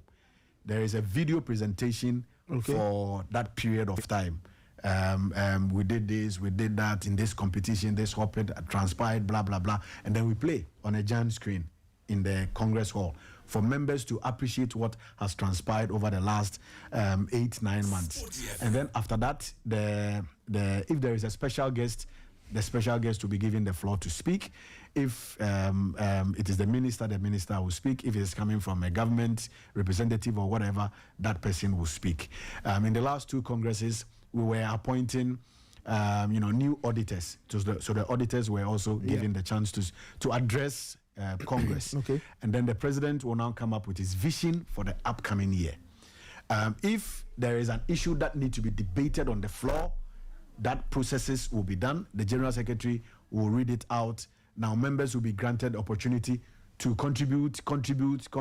If there is no common ground, then it will now move into voting, and then once the voting is counted, a decision is made. If it's about amendment, once that decision is made, they will appoint a body to ensure that that amendment is done within a certain period of time, and then it becomes a law. It is enacted into the statutes and it becomes a law, but that portion will be stated as clear as ABC, that amendment 2019 or 2020, 2024 Congress, blah, blah, blah. And then the old provision and the new provision, that will be done. And then it will be inculcated in the statute. So basically, this is what it is. After that, there is review, there is vote of thanks, and then the president will thank members, and the session is over. The other thing that will be on the menu is the new partnership between the GFA and Adesawe concerning production of the Ghana Premier League, production that will be put on the various channels on television and all of that. Just take us through, if you can, how all of it came about. And there's some people call it a controversy over the 18 million CDs, 1 million CDs to each club, where that money is coming from. Okay. Okay. I guess the first question is, where's the money coming from? The money is coming from the partnership. The money is not coming from government. We started this engagement many months ago. Remember, we had a contract with Star Times, and the contract came to an end. We started the processes of renewing the contract. The discussion stalled at some point because we gave our proposal to Star Times. They came back with a counter proposal, and so it was back and forth. Eventually, we had an agreement at some point. We were ready to sign, and then something happened. Because even when you are meeting Star Times, it takes time for them to consult all their Star Times head office in China, Star Times this, Star Times that, before they come back to us. Now, when they came back, the season was almost over, and then they were not committed to pay upfront the amount owed us. They owe us from the previous engagement, something close to $1 million. So, as a result, the council took a decision to discontinue the relationship. And so we discontinued the relationship. We communicated to Star Times that we are no longer interested in the relationship. And so we started asking for the money. We forced for the money to be paid over a period. There were payment plans here and there that was discussed between the two bodies, and that also did not suffice. So as we speak, we are in court. We are in court to ensure that we get our monies from Star Times. So on the back of that, we brought in AFA. Now, the idea with AFA was that they produce the games, we give it to interested parties, we do joint broadcast, we market the games, we brand the games, and then when there is revenue or cash inflow, we find a way to deal with it. Unfortunately, went through the season and nothing happened, even though some of the games or a chunk of the games were on TV. So we continued our engagement. We met a lot of production houses. Just to go back a few steps, so just give me clarity on the discussion with AFA. What happened? Did you agree on everything? Did it get off the ground, or it didn't get off the ground, and so you had to resort to other options to broadcast the league? I just want to have clarity. No, we had an agreement. That's why they produced the games last season. And part of that agreement was that we will put the games on other platforms. Yes. So remember, the games were on Metro TV, Original TV, and what have you. Even at some point, our sisters at Kokomlemle were also showing some of the games. Unfortunately, the marriage did not go well as envisaged. So we had to continue exploring other options. All right. Then Adisa came into the picture. We had a discussion with Adisa. Mind you, this is a company that has been in existence for over 2 decades. They have a track record. We believe in their track record. And so we had a thorough discussion about how to make the Ghana Premier League attractive again, competitive again, viewer-friendly, broadcast-friendly, and then commercially viable. And then we take the steps one after the other. So Adisa Productions is not known as a sports production entity or a football production entity. All of us were wondering. But as we speak, they are doing massive recruitment in that field. As we speak, equipment are on their way to Ghana. Last week they cleared some equipment. I'm sure this week they will be clearing some equipment. So they are working in that regard. I have worked for multinational companies as a commentator in times past, and from the get-go, they don't have the men. But before the league starts, they have the men.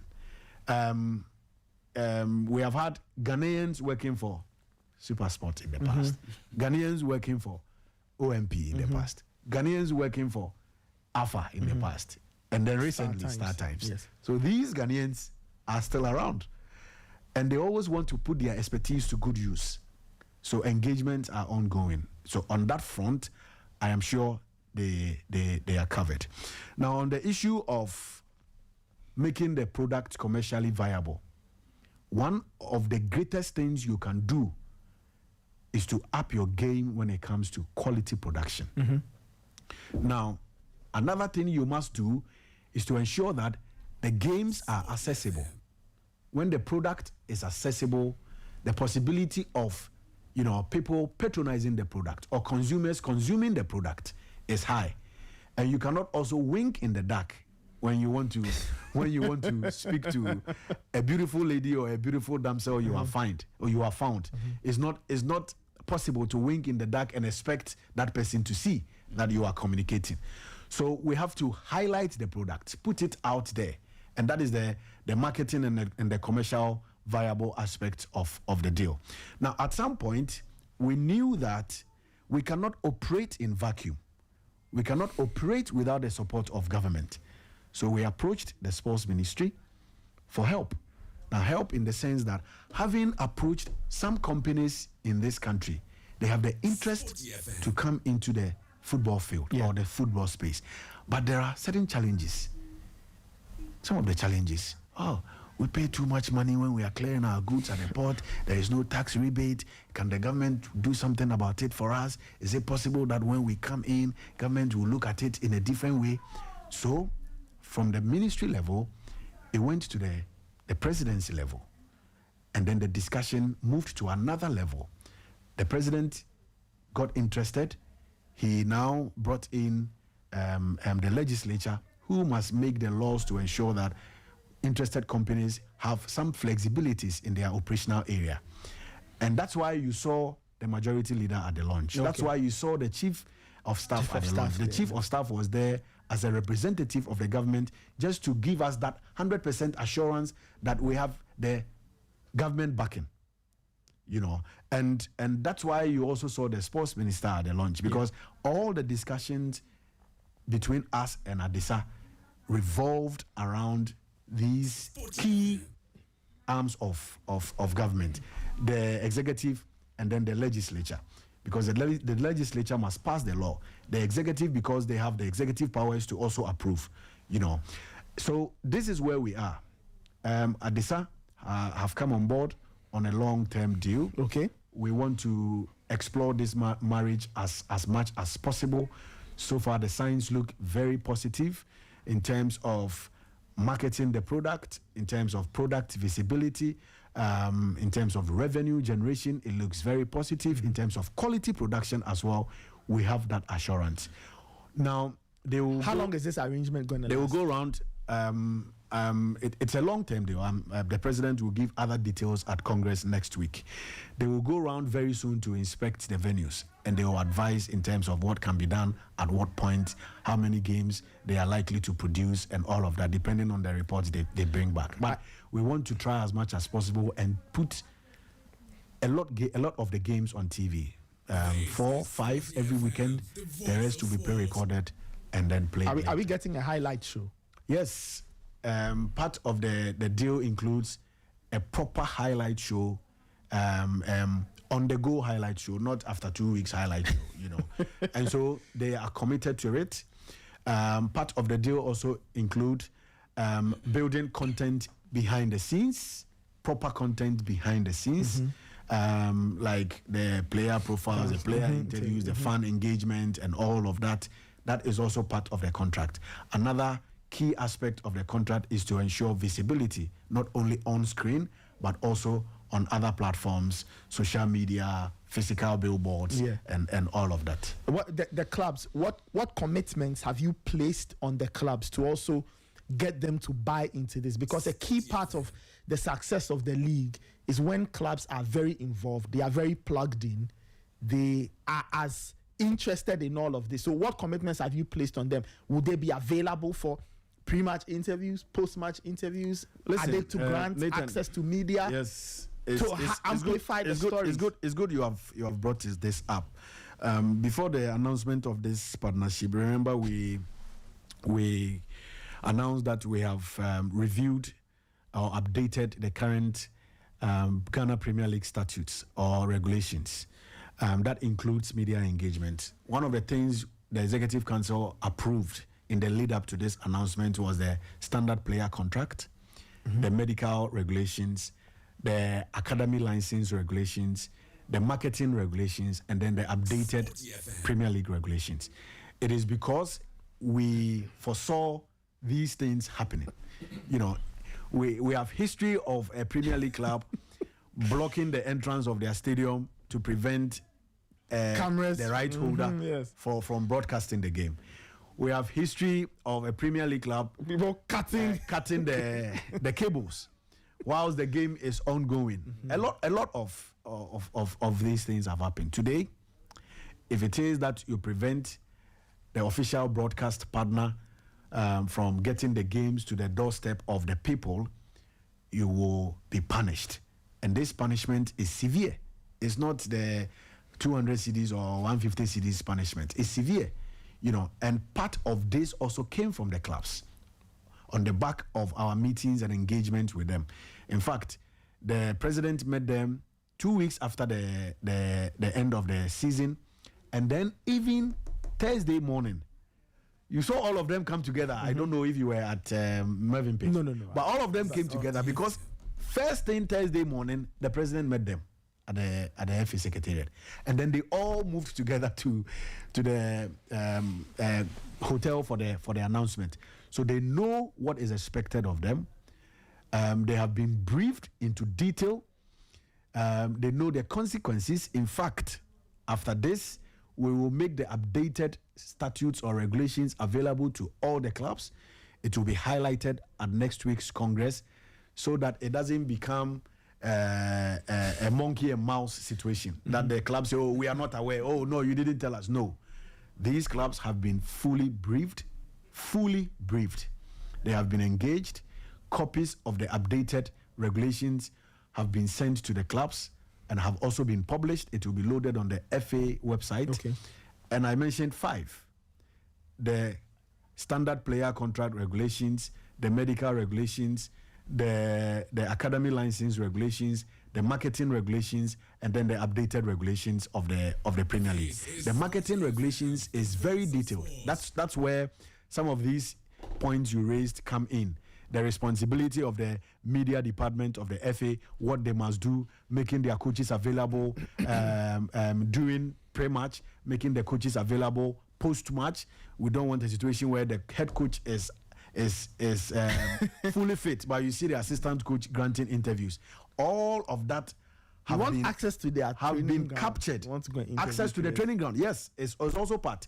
Making players available for interviews is also part. So all these things have been fully captured in the media and marketing regulations, and the clubs have copies of it. Okay. So yes, you can be rest assured that we will deal with any club that misbehaves, any club that refuses to comply and adhere to these regulations will be dealt with. Ray, is it a question in line with the league? No. So yes, it's okay. Let's finish with the league, then I come back. Because the questions I want to send in. So okay. So Henry, finally, let's touch on national team matters. In a few months, we'll resume national team, business. The Black Stars have qualifiers and things to play. We may be in August, but yes. So far, what preps are taking place to ensure that when I think we're playing September and October. Yes, first week in September. Yes, first week September, and then we play another round before. Okay. Let's deal with that. Then we come to referee. So far, what's the updates on national teams, preps, and all of that? So broadly, and then maybe a bit more specifically, Black Queens. We are picking reports that they have a few challenges with money, bonuses, all of that. What can you tell us? Well, generally, I would say that 2025 has been pretty good so far. The national teams, I think the Black Satellites went to qualify for the AFCON in Egypt. Unfortunately, we exited in the quarterfinal stage. Then the national U15 girls and boys teams participated in the African Schools Championship. Yep. The girls won gold and the boys won bronze. Then on, the Black Queens also came into the picture, started preparing for the women's AFCON, played 4 friendly matches before traveling to Morocco, played against Ivory Coast twice, played twice against Senegal as well, then went to Ivory Coast, so went to Morocco for 10 days. Within that 10-day period, they played 3 friendly matches. They played Benin, Botswana, and then is it Botswana? Was it Botswana? I think Botswana pulled out. Yes, Botswana pulled out. So it was Malawi, Benin, and then Nigeria. Won 2 and lost 1 before going into the women's AFCON. And when they went into the AFCON, we all saw what happened. After losing our first game, we finished 3rd. I think it's very positive on the back of the investment in women's football in the last 5 years, especially when we missed the 2022 edition because we couldn't qualify. So that is it for the Black Queens, the Black Satellites, and the U15 national teams. Now the Black Stars also went into 2 crucial World Cup qualifiers in March, won both, and then went into the Unity Cup in May, June, lost 1 and won 1. As we speak, we've got 4 matches in the World Cup qualifiers to clear. The Black Satellites recently played in the Wafu Cup of Nations, finished 3rd again. And the Black Starlets are preparing. As we speak, we have a new coach at the helm, Frimpong Manson, because of his engagement with BBNE Gold Stars and the fact that they will play in Africa, he decided to walk. And so immediately we replaced him with Prosper Nate Ogum, who has reported to camp in Pram Pram. He's been there for the past 5 days, and he has taken over from Frimpong Manson. He has a full report from Frimpong Manson, and he has started work. The Black Princesses have also been in and out of camp, and they were in Pram Pram. They broke camp, I think, last week. They are also preparing for the FIFA Women's Under-20 World Cup. That team is coached by our former coach, Charles Sampson, who played for the Black Stars and later went to Sweden. He is the head coach of the team. They also have qualifiers in September. I think they will play against Tunisia also in September, and then from there they will go to the 2nd round and hopefully the 3rd round, and by next year we will qualify for the Under-20 FIFA Women's Under-20 World Cup. Yes, the Black Queens have 2 crucial games to play in September, and then they will wrap up the qualifiers in October. In September we will play Chad away. The Black Stars, you mean? The Black Stars, yes. In September we will play Chad away and then play Mali in Accra. Before we broke camp in London, the coach gave a word of advice to the players. Have enough rest, go home and rest. I will continue to monitor you when the season starts. Luckily, some of our players are doing very, very well in pre-season. In pre-season, Jordan is working hard with Leicester. Fatau is back fully fit. I saw his game over the weekend against Sampdoria in the friendly. Fiorentina in the friendly. Good. We are hearing reports that Thomas will soon sign for Villarreal, which is also good. He's one of our key players. Mohamed Kudus has moved from West Ham to Tottenham. He's a happy man. I spoke with him last week. He loves the new environment and he's buzzing with loads of energy. Kamaldeen, who had issues with injury, is also back, has signed for Atlanta. Abu Mohamed Francis is also now in France to sign for Toulouse. So Ali Seidu is back, having recovered from his injury, has started pre-season with Rennes in France. So the signs look very, very good. And we want to now translate whatever form they find themselves in at the moment into the main games in September. The coaches will continue to monitor these players until the next call-up. I'm not too sure the composition of the team because I am yet to talk to him, especially when the season hasn't started.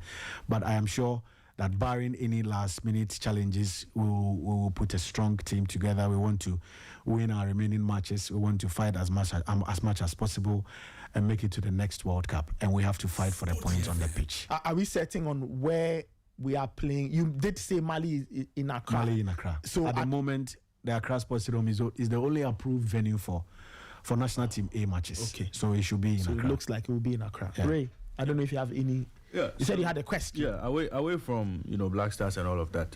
Let's go back to Congress. So someone sends me a message, and are members at Congress allowed to ask questions and critique some of the amendments before making a vote? It depends on what is on the floor. Okay. If we have an issue that need to be debated, yes. It's happened so many times. Okay. 3 seasons ago, there was an issue about the audited report of the FA. Then the president of Tema Youth, Ofedose Palmer, had a go, and then he debated or bantered the auditors one-on-one. It ran for about 40 minutes. Not him alone. Alaji Gruza does it very often. Lawyer Kukuya does it very often. So it's a common practice. But again, it depends on what the issues are. If there is no issue for debate, it doesn't happen at all. But if there are issues for debate, of course, it happens. So I'm asking because the message that came in said ever since Ket took over, members at Congress are not allowed to ask questions or critique some of the issues. It's not true. So that's why. Yeah, it's not true. It's happened before. 2 seasons ago, the ordinary Congress at Pram Pram, it happened. It was an open fire between Mr. Osego Kupama, my former boss, and our auditors, Bekatili, Anda. Yes, it was about some of the figures in the audited reports. He has Of course, he does have a numbers background. So going into the next Congress, the issue of the term limit, is it going to be? Yes. Of course, there is no point. There is no point if it is not going to go through that process. Right. It will. Members will have the chance to speak, whether for or against. If there is any stalemate, it will go through the normal process of maybe voting or whatever before a decision is made. Henry, finally, where are we with referees? Have they been paid? What's their financial situation? We know they are old. What's the situation? They've not been paid fully. Mm-hmm. They've not been paid fully. That I can confirm that.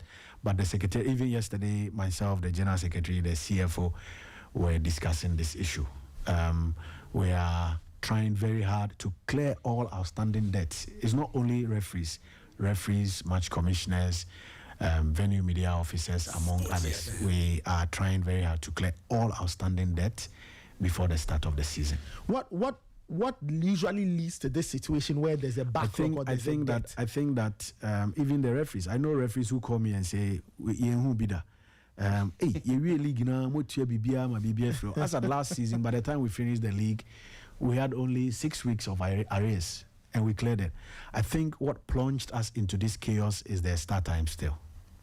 Because you make projections for a season, and part of the projection is cash inflow or revenue inflow.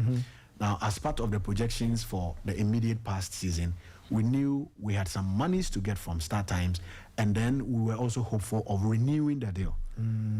Unfortunately, because of the stalemate and then that backlog of money or revenue from start times, it affected our finances a lot. Even at some point, the FA needed to meet the clubs halfway to be able to complete the season. It was a very, very challenging season. But the major factor that contributed to this is the start times money. Nathan, you agree with me that an amount in the tune of 980 close to 1 million is cedis or dollars? Dollars. It is a lot, though. Yeah. It is. So that is what has plunged us into this chaos. But we are hoping to finance that debt or service that debt very soon. And I can say that the president is committed to ensuring that we settle everything before the new campaign takes off. Great. Finally, Ray, do you have a question, Ray? No, we are done. Yesterday, the fixtures for the Ghana Premier League. Yeah. I I love the fact that the Super 2. I love the fact the Super 2 is early. Okay. The first one is early. Yeah. I actually wanted to start the season, but of course it is good. Honestly, if you ask me, it should be the first game of on the season. back of the recent meetings. You know, the recent meetings have been good. Oh, yes. And to build on it, it has to be very early in the season. Match day 5. Yes, it has to the be first very one early. It has to be very early in the season. Now Kotoko are saying they are the off-season champions. Yeah. They won the Premier League. They won the FA Cup. They won the President's Cup. They've gone to South Africa to win the Toyota Cup. So they are saying they are the off-season champions. Hearts of Oak, Didi is working behind the scenes, you know. So I think it will be good to see them, you know, very early in the season, on the basis of what we witnessed at the Accra Sports Stadium in the President's Cup. But yes, I am expecting a very, very good campaign. A season where there will be more games on TV, a season where there will be commercial value, there will be genuine inflows, a season where the marketing bit will also go a notch higher. Yeah. That's what we are all expecting. A season where consumers of our football will have the chance to watch a lot of the games on free-to-air channels. You know, that is also very, very good for us. And then also a season, a season where clubs will start with 1 million Ghana cedis. 1 million cedis. Yes. When are they expected to get this money? After Congress, we will make.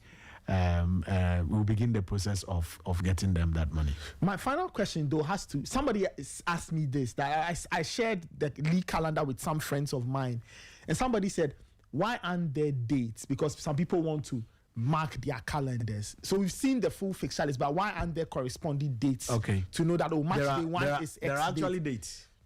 What we do is that we announce the start date. We know the start September 12th. Yes. Then we announce the fixture dates before we announce the fixtures. Okay. So the fixture dates came out about 4 weeks ago. Okay, I have to check. And I haven't seen the fixtures. And then the fixtures. What happens is that we give the weekend, the window, maybe Friday to Monday. Okay. And then even last week, we published the dates for FA Cup, MTN FA Cup. Yes. We published the dates for the Women's Premier League and then the Women's FA Cup and then the Division 1 League. So the dates precede the proper fixtures. The dates for the Premier League was announced, I think, about a month ago, from 12 September, 12 15th, and then on and on and on until March the 34. Okay. And we want to finish the season by end of May because now the World Cup is in June. And if we qualify, it means the pressure will now go up. So I guess as we go along, well, you said the dates were out, so we'll have to fish out, for example, midweek games. There are few midweek games in the coming because season. of our challenges with having to play midweek games sometimes under floodlights because we have a chunk of our followers also sitting in the office who must close from work and come and watch. So we have few midweek games. Okay, a lot of the games. Of the games. Weekends between Friday and Monday. And Monday, yes. Okay, we'll see how things go. Henry, thank you so much for passing through. Really appreciate the fact that you shared some quick one. time. Yes, on our earlier conversation, so on the EXCO tenure compared to the FA president. So one of the parties to that particular decision, one of the members who was part of the decision making, has sent me something, and he says that the consideration was that most of the EXCO members, one way or the other, return to the EXCO post-elections. Okay. And the reason why it is 3 and 2 is that when the next president comes in, the EXCO that has an extended tenure would be the group of people who would do a bit of orientation for the new president. Oh, okay. That is the assumption. I like that. That's the assumption. So assuming that president comes in and it's not from within, that EXCO is not from within the EXCO. Yeah. So, but you also know that. Yeah. But you also know that you can serve as EXCO member and still. Yeah, and come up. So assuming contest. I have a football. I'm a football. I have a football club. I qualified to run for president. Yeah. But and you I get haven't to be been on part the of the EXCO before. Yeah. So I'm a new person coming in as GFA president. Okay. That the EXCO members who have had the chance to come back Okay. Or served before. And I've had a chance to come back. They are more Within like your that guides. 3-term mandate, become your guides. Okay. That was the thinking behind that decision. Okay. So that was the thinking behind the 2019. Yes, the 2019 decision to have three term for the EXCO and two for the president. That is when the president leaves, the new president comes in. Well, we'll see how all of this will play out next week. Is the media invited to cover the media the is Congress? invited. Media is invited. The media is always invited. And then also, for the past 4 years, we stream live on our platforms. Ooh. So there will be the video general public can also follow. for the general public to follow. Yeah. Great stuff. Henry, thank you so much. We really appreciate the My time. pleasure. Nathan, thanks so much for having me. I just want to use your platform to congratulate the Black Queens for that great job they did in Morocco. We will continue to invest in the women's game. We will continue to do our best. At least a lot have gone on in the last 4 or 5 years, and we are beginning to see the results on the pitch. We thank government for their support. We want to continue having this smooth relationship with the ministry. So far, it's been good. That's what we expect. In September, there are 2 matches for the Black Stars. In September, there are qualifiers as well for the Black Princesses. The Premier League also kicks off in September. So there is a lot, ahead of us. And let me also say thank you to you, Sporty FM, for everything that you do. We'll bring you back football forward. Post-Congress. We'll do a part 2 of the sit. No problem. Post-Congress to dissect Congress and see what the way Is forward. Raymond going to be at Congress? Oh, I'm coming with him. You can even anyway. I'm not too sure about the network situation or internet situation in Pampram. I would have said you should run your show. We want to do that. Okay. So let's have a conversation. It will be fun to take listeners there. When you get there, let me know. No problem. It will be fun. I'll help you to set up. It will be fun to take listeners there. Yeah. To let listeners get a feel of how Congress is like, right? So, Henry, thank you once again. Really appreciate the time. Asking if I'll come. When I come, will you take care of me? Take care of you. Oh, well, the places in Pram you can take me to. No, we can only do that after Congress. So I'll come. So you will discuss all the side scenes. He's pitching me against. He's pitching me against the listeners. So that tomorrow when he comes and I don't take care of him, Henry didn't do that. Anyway, Henry, thank you once again. My pleasure, Nathan. That was Henry Asante Twum, GFA's communications director, giving some context or giving some clarity on some of the main issues. All right, Ray, let's open the phone lines. Yeah, let's hear from callers. 054-257-1061. 054-257-1061. 054-257-1061. You've listened to Henry speak. I don't know what you make of everything you've heard. Let me take this caller. Hello. Yeah, good morning, Nathan. Yes, good morning. This is Anobil. Yes, Anobil, please go ahead. Good. Yes. You see, the most funny people in this country are football people. The voice of sports. They are like puppets. What have football people done to you? Football people, they are like puppets. You see, this morning you called 2 people. I called 4 people actually. 4 people. The football people, those who are in terms of 4 of them. Clubs. 4 of them. 4, Good. not Maybe. even 2. Good. I really meant the first 2. The first 2. This guy, much ado about nothing. That is his favorite quote. Mr. Techi Ahin. You see, this man, he himself, let me use his word for himself. It's much ado about nothing. You see, all this hula-baloo, they have already planned it. The result is in their pockets already. You see, during your interview, you said, we wait to see next week what happened. Mm-hmm. What happened, they already know it.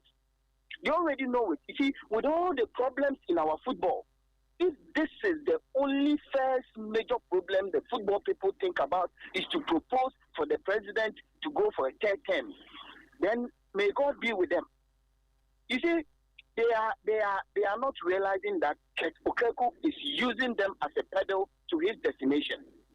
And it's so funny and so sad that football people are just allowing themselves to be used for Okeku to get to the top. And when you get to the top, their clubs will be where they are as of now, they will be there like that, and they will be there as they are. You see, you want to run for third term.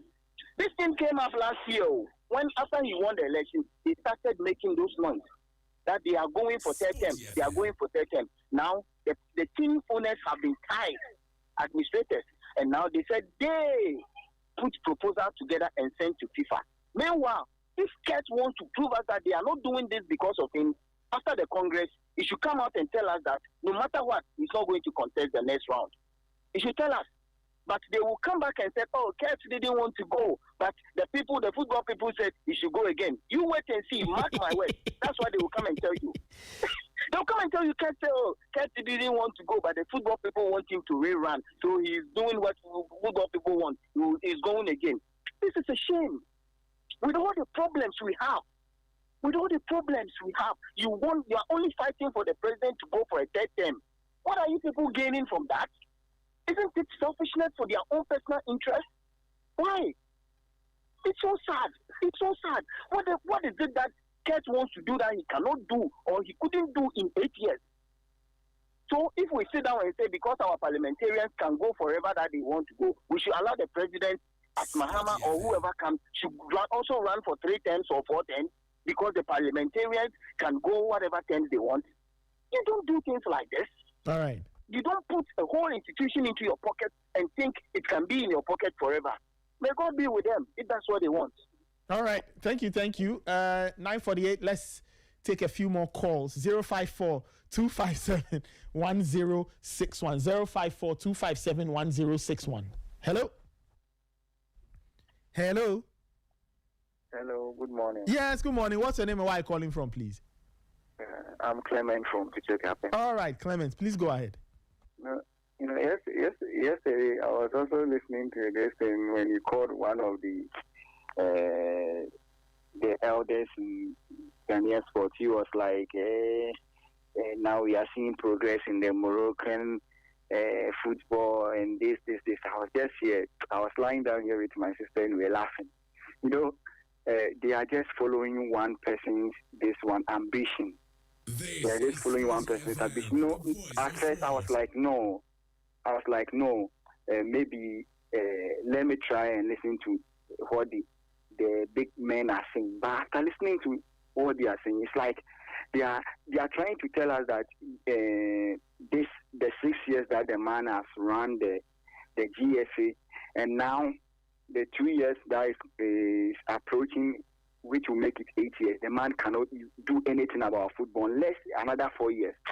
No, I don't know. I don't know what they want from us, or they are trying to say we Ghanaians we don't know football. But yet we be watching other countries, not we going overseas, maybe the western part or no, just these African countries around us, the Ivory Coast and the rest. See how they are progressing. I don't know. Now, like we've gone far. We are like lions that we don't know what we are to do with our prowess. I don't know. And God is watching them. They think we know nothing about football, but we are quiet.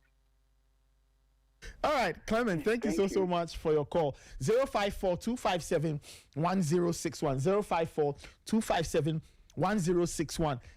Later this morning, we'll be playing Emmanuel Ayamga's feature on the Black Queens midfield partnership, Jennifer Kujo and Grace Asantewa. A brilliant look at that midfield partnership. We'll hear from the players, what they make of each other, and how come that partnership is a success. So stay tuned. We'll give you that right after the Sporty Breakfast this morning. Let me take this caller. Hello. Hello, Mr. Q. Yes, sir. Good morning. Good morning. What's your name and where are you calling from? Michael from Blipman. All right, Michael. Please go ahead. You see, these people, they think that we are in this old age. This time, squad rough. You see, the competition director of GFA, he was at the studio, he was talking about FIFA president, CAF president, UEFA president. So look at the successes that all these gentlemen have achieved. Are you compared to Suket? If these people want to run for even 4 terms, they can be able to go. If you look at the prizes that Patrice Motsepe has given to the women's football on the continent, the chance, you can see progress. So, I'm asking you, in this country, our football, what progress have you seen in our football? What progress have we seen? Yes, what progress have you seen? When was the last time under 17 qualified for the World Cup? A long time ago. 20 Kudus's time, so 2015? 2017, yeah, Kudus's time, 2017. Kudus, Manu Tukumu, that was the last time we qualified. Under 20 was the last time. Shanghai was the last time. Black Stars, consecutive group stages exit. So is this what they change? Is it what you want? You let's come to our Ghana Premier League. So we enjoy sadness, you know. We enjoy sadness. Be our law. She say, "Ya Jimmy be."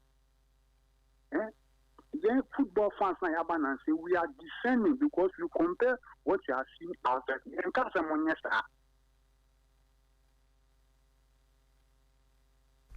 Hello, Michael. Yeah, hello, Nathan. Yes. You are still on. You see, when something similar, bibi kaka kwa ben kwa ayo. Now, we haven't seen any improvement. This is Sporty They came on since 2019. Nathan, that's what I'm asking you. If there's any improvement, you tell me. I know the engineer Sonia from Mama another pet. Namunja say, Namunja and we want to see improvement. When the improvements comes, and now our baby now we want a third term. And I'm a Buanitan. So improvements no wah. And then and I say no our baby now we want to go to Congress and do, but me sometimes these club people, these football people, they are not the direct those who feel the effect. They don't feel the effect of what is happening. I'm almost the effect now because these RFC's chairman's name, they are giving them pickups. Into one person that could be pick up maybe into the football now. So the beginning, who be being arguing. We said the job, I'm head your moye. And then the best to send them a kind, missing me to be an uncanny to an hour once in the beggar. That's it. All right, Michael, thank you so much. Really appreciate that. Let's take 2 more calls and then we'll call it a morning. 054-257-1061. Let me take this caller. Hello. Hello. Good morning, Nathan. Yes, good morning. What's your name and where are you calling from? I'm Kojo. I'm calling from Bato. All right, please go ahead. Yeah, Nathan, I want to say something. So when Raymond asked him, Mr. Henry, about his opinion about whether 8 years is not enough, he said he could not. He said his opinion doesn't matter, right? Yes. He said it depends on who is at the helm of affairs and the person's vision. Am I right? Yes, that's what he said. So if this was what he said, then will it be wrong to conclude that this is what the current FA president wants? As in? He wants. I am saying that if he's saying that his opinion doesn't matter, but it depends on those at the helms of affairs and the vision of the person, then this means that's what Ket wants. I don't know. Okay, that's the conclusion you are drawing from what Henry said. Yes. Okay. Because I don't get it. It means Ket wants to run another 4 years, and that is why he's just bringing this. I don't get it.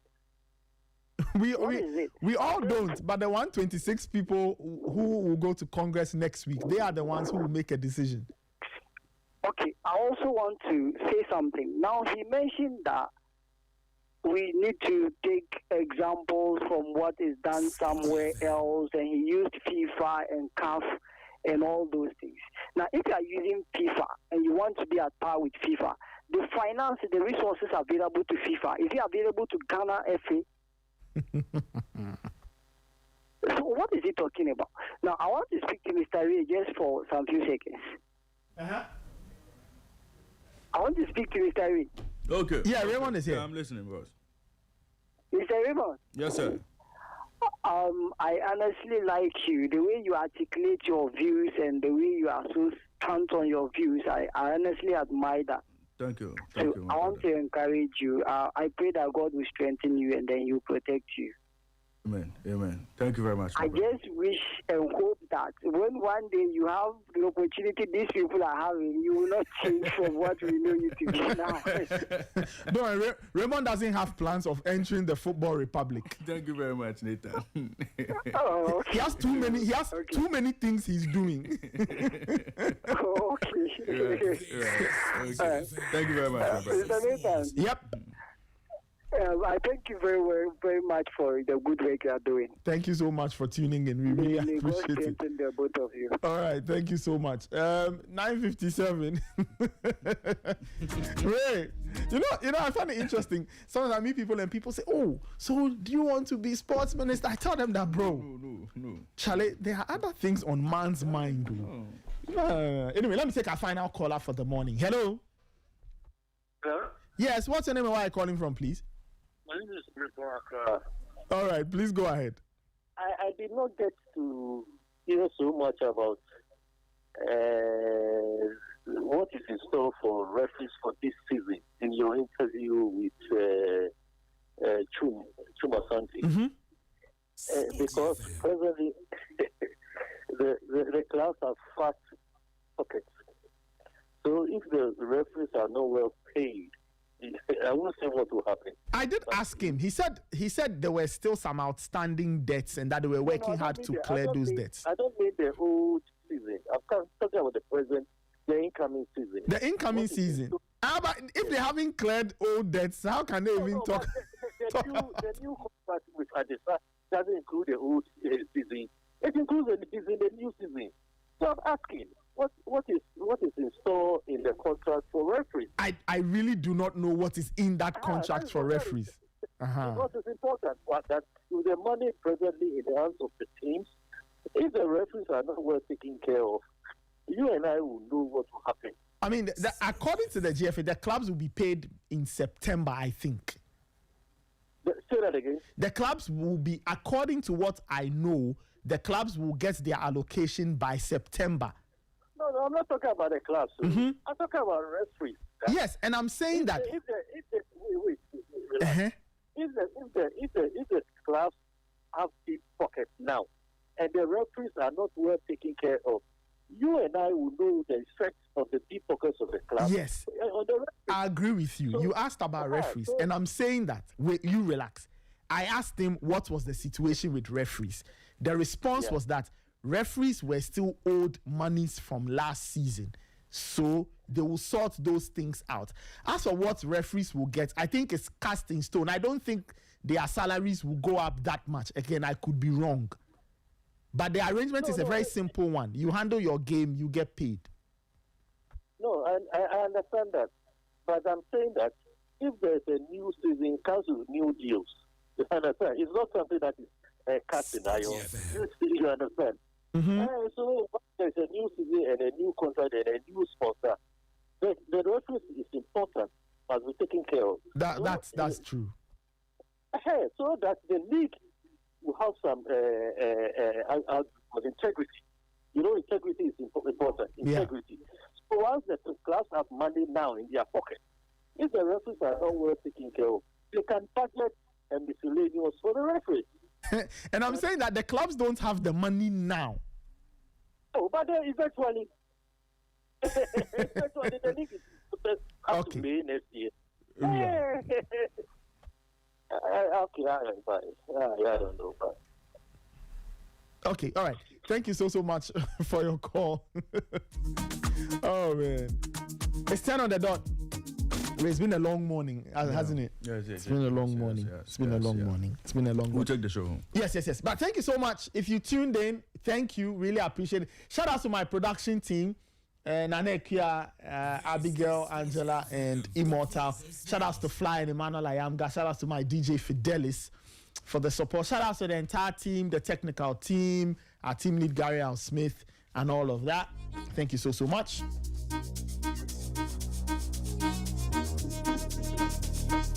This has been the Sporty Breakfast. Remember to keep your dials locked on Sporty FM. We are the voice of sport, Ghana's first and premier 24/7 all sport radio station, 106.1. So the news is at midday, Sporty news at midday. There's Sporty plug at 12:30, Sporty drive at 4, and then there's European nights at 7 with Kosifi Aka and the gang. As we sign out, let me give you the latest from the Sporty Stories kitchen. Asante Twum, the making of a seamless midfield partnership. Stories put together by Emmanuel Ayamga, highlighting, or the making of a seamless midfield duo, highlighting the very interesting shifts that Grace Asante and Jennifer Kujo put together in the Black Queens midfield in the WAFCON.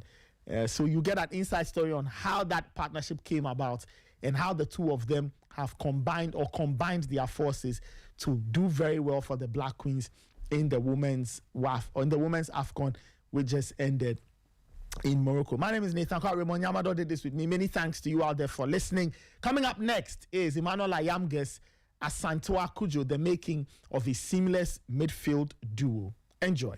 The best partnerships aren't dependent on a